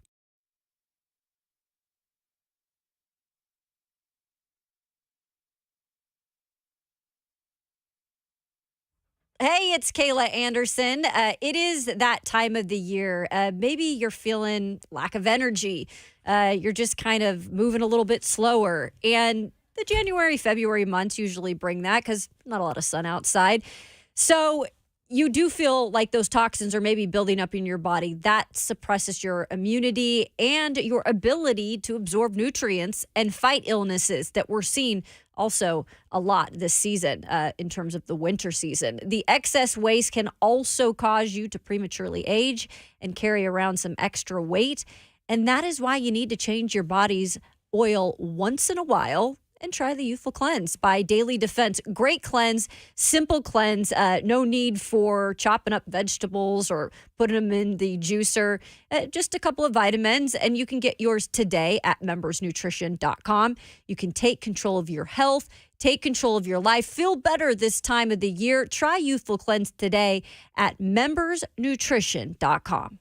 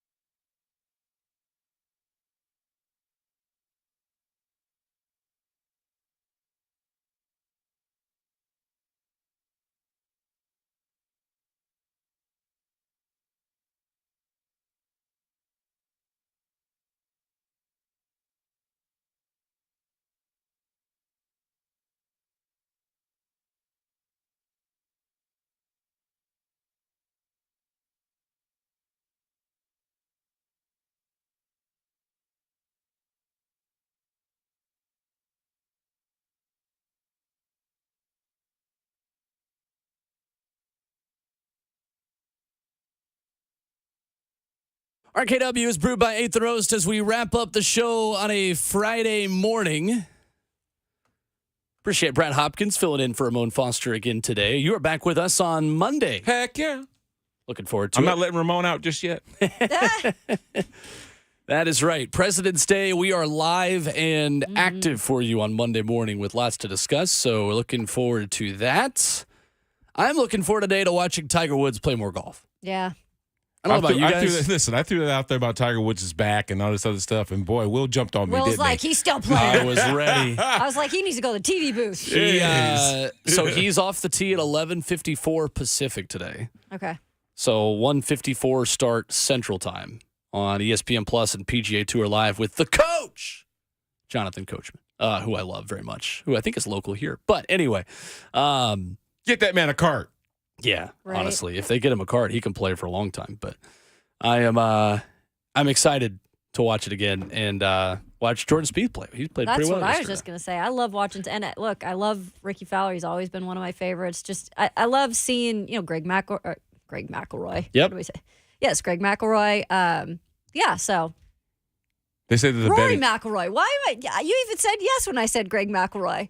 No, He's I was like just joking. Rory No, you weren't. McIlroy. No, you weren't. I'm like, yeah, Greg. Wait, no, that's not right, Kayla. They said Yeah, it that should be Tiger fun. Woods, just his involvement moved the needles even in the gambling stretch. Well, Oh, yeah. yeah. It's crazy. He did have a stone cold shank yesterday on 18. He said Stone it was his like Dan Rappaport, the writer who covers golf for Barstool Sports that I love, even said, like, I'm not going to say the word, but like what on 18, and Tiger was like, no, I'll say it. It was a shank. It's like, okay. Sounds good. You think we have a LeBron situation where he could be playing with his son? You think he can stick around Okay. long enough to play with his son? How old's Charlie is good. He's not good enough to like immediately step in. Like I think in the amateur rankings, he's not like crazy good. They just have very similar looking swings and So a LeBron situation where his son is just So, not, yeah. not that good. Yeah. Like, Exactly. no, I mean Tiger's going strong. I mean, he's playing about 5-6 tournaments a year, majors plus Genesis and a couple of others, and it's his first start since Masters of last year. He's 48. His first tournament more than 10 months. And he's got a He's body not- that's put together. He did at not this play point. poorly yesterday. No, he's He still drove great to really well. watch. It's Um, just, I think I would be hurting if knowing all the surgeries he's had. My goodness, I can't even imagine. He even said afterwards, he said, I drove it really well, and he did. It was the iron play up to the greens that was not as good. But he did birdie a couple of par threes, so But the walking Which is good. part of the whole situation. the though, so- walking is Oh, the yeah, challenge. If yeah. Tiger could ride a golf cart and play, he'd play for 15 more years. No, but maybe. I'm saying that all the golfers have to walk, right? Right. So you have to Yeah. have to admit that walking the course is That's still a a part part of of. it. Yeah. I mean, whether you get fatigued or your feet hurt or your back hurts in Tiger Woods' instance, it's still a part of how you golf, being able to walk the course. Just need to see if Scotty Scheffler can make a dang putt today. Ranked 66th out of 70 players putting yesterday. That's not going to get it Yeah, done. he is hitting the ball as well as anyone in the world ever has right now. Truly. But the putting part of it, kind of a big part of the golf game. So You've never seen me putt. You'd be fun to watch golf. I'm actually a not bad, pretty average golfer. Like you got a good swing. No, I have a terrible Oh. swing. I cheat. I'm a Oh, very you good do? chear. How do What do you do you- that with your swing? Judge Smell. Who's Yeah, as no. good as when So they cheat? You've got to have a ball in your hand, and then you Okay. still swing, but you just Oh, throw Throw the it out ball. there. When you, Yeah, yeah, there They you don't have a go. good look There at it you. is. It's like, oh, what'd you guys get here? 4? Yeah, me too. 4. Definitely a Right? 4. There it is. Love Speaking that. of swing, Vandy boys back in action at 1 p.m. today. Hey. They're wearing their new cream vintage jerseys that they are bringing back from 2003, Nice. which was Tim Corbin's first season there. So should be fun. I'll be buying a Flow baseball account to watch Tennessee, There you Texas go. Tech tonight in Dallas. Arlington, excuse me. Arlington, yes. Vandy can speak up now, right? It's baseball season. Yeah, well, it's still not SEC play though, so it'll probably take a few weeks. You're always going to hold Tim McGraw in his program. You know, I mean, Tim Corbin in his program. Tim McGraw, guy between Greg McElroy and Tim. I was going to say Tim in regard to his program. You're going to always hold him in high regard. Oh yeah. Because Corbin is just like the bee's knees, and it's done so much for this university. It's like, come on, man. If there's one thing that doesn't struggle on Vandy's campus, it's their baseball It's team. baseball, yeah. Got a lot of things to get to over the next couple of months, and that will get us through the doldrums of summer. College baseball. On the way out, I think I made a mistake, guys. What did you do? So for Christmas, I asked Cheyenne, "Are you guys familiar with the Bobs?" So it's like a punching dummy. You go into like Dick's Sporting Good or any kind of sporting good. It's shaped like a man's face. Yeah. Dwight Schrute did the thing of like jabbing it in the office. Yeah, that's all I you had to wanted say. one of those, so when I got upset at my teams, I would have something I could just haul off and smack. You know what I mean? Or just punch. And I set it up in my upstairs computer room, and I filled it up with water, and I got this gel-based pack so it fills up. And I think I made a mistake because it's upstairs and now it's so heavy I cannot move it. No. I'll be punching it, and Cheyenne says it sounds like a herd of elephants upstairs. So she's instructed me I have to take it to the garage. I don't know how I'm going to make it down 3 flights of stairs with this big-ass thing full of water. So if anybody has a dolly they'd like to let me borrow, I'd be a big fan of that. You help Buck out a lot. I think Buck needs to help you out That with is this. a great point. You're I'm welcome. going to give him a call right now. So welcome. He can help me with the siphon portion There we of go. it. The siphon portion. Yeah, how does Buck Rising spend an off day? Bottle Lounging. He's Hanging like out with his cats. very much like a cat. He likes to hang out in the sunny portions of the room until the sun moves its place in the sky. I'll be working out and watching golf the rest of the day. If you need me, Right. no, you don't. Does he have an automatic litter box too? He does for himself. Yeah. I will say he will not let me use his nice bathroom. Anytime I go over to his house, he Dang. tells me that the nice bathroom is off limits. Humble brag that Buck has more than one bathroom I in his place. know. He's a Some of us jerk. have to be have to have our own bathrooms, just one. Brad's like, no comment. No, keep my mouth shut on It's that one. fine. We're back at it on Monday. We'll see what else happens in the NFL world over the weekend. Titans with some roster decisions to make on Monday. We'll talk about that coming up on a live President's Day. No, you will not be hearing different voices from 6 to 10. You will be hearing all of these voices, and you'll have your ears to listen to them. If you're listening now, you're going to listen to us Monday. That's how this works. Yeah. We'll be back at it then. Enjoy your weekend. Enjoy the Lucas Panzica Show, which is on deck. We'll talk to you Monday.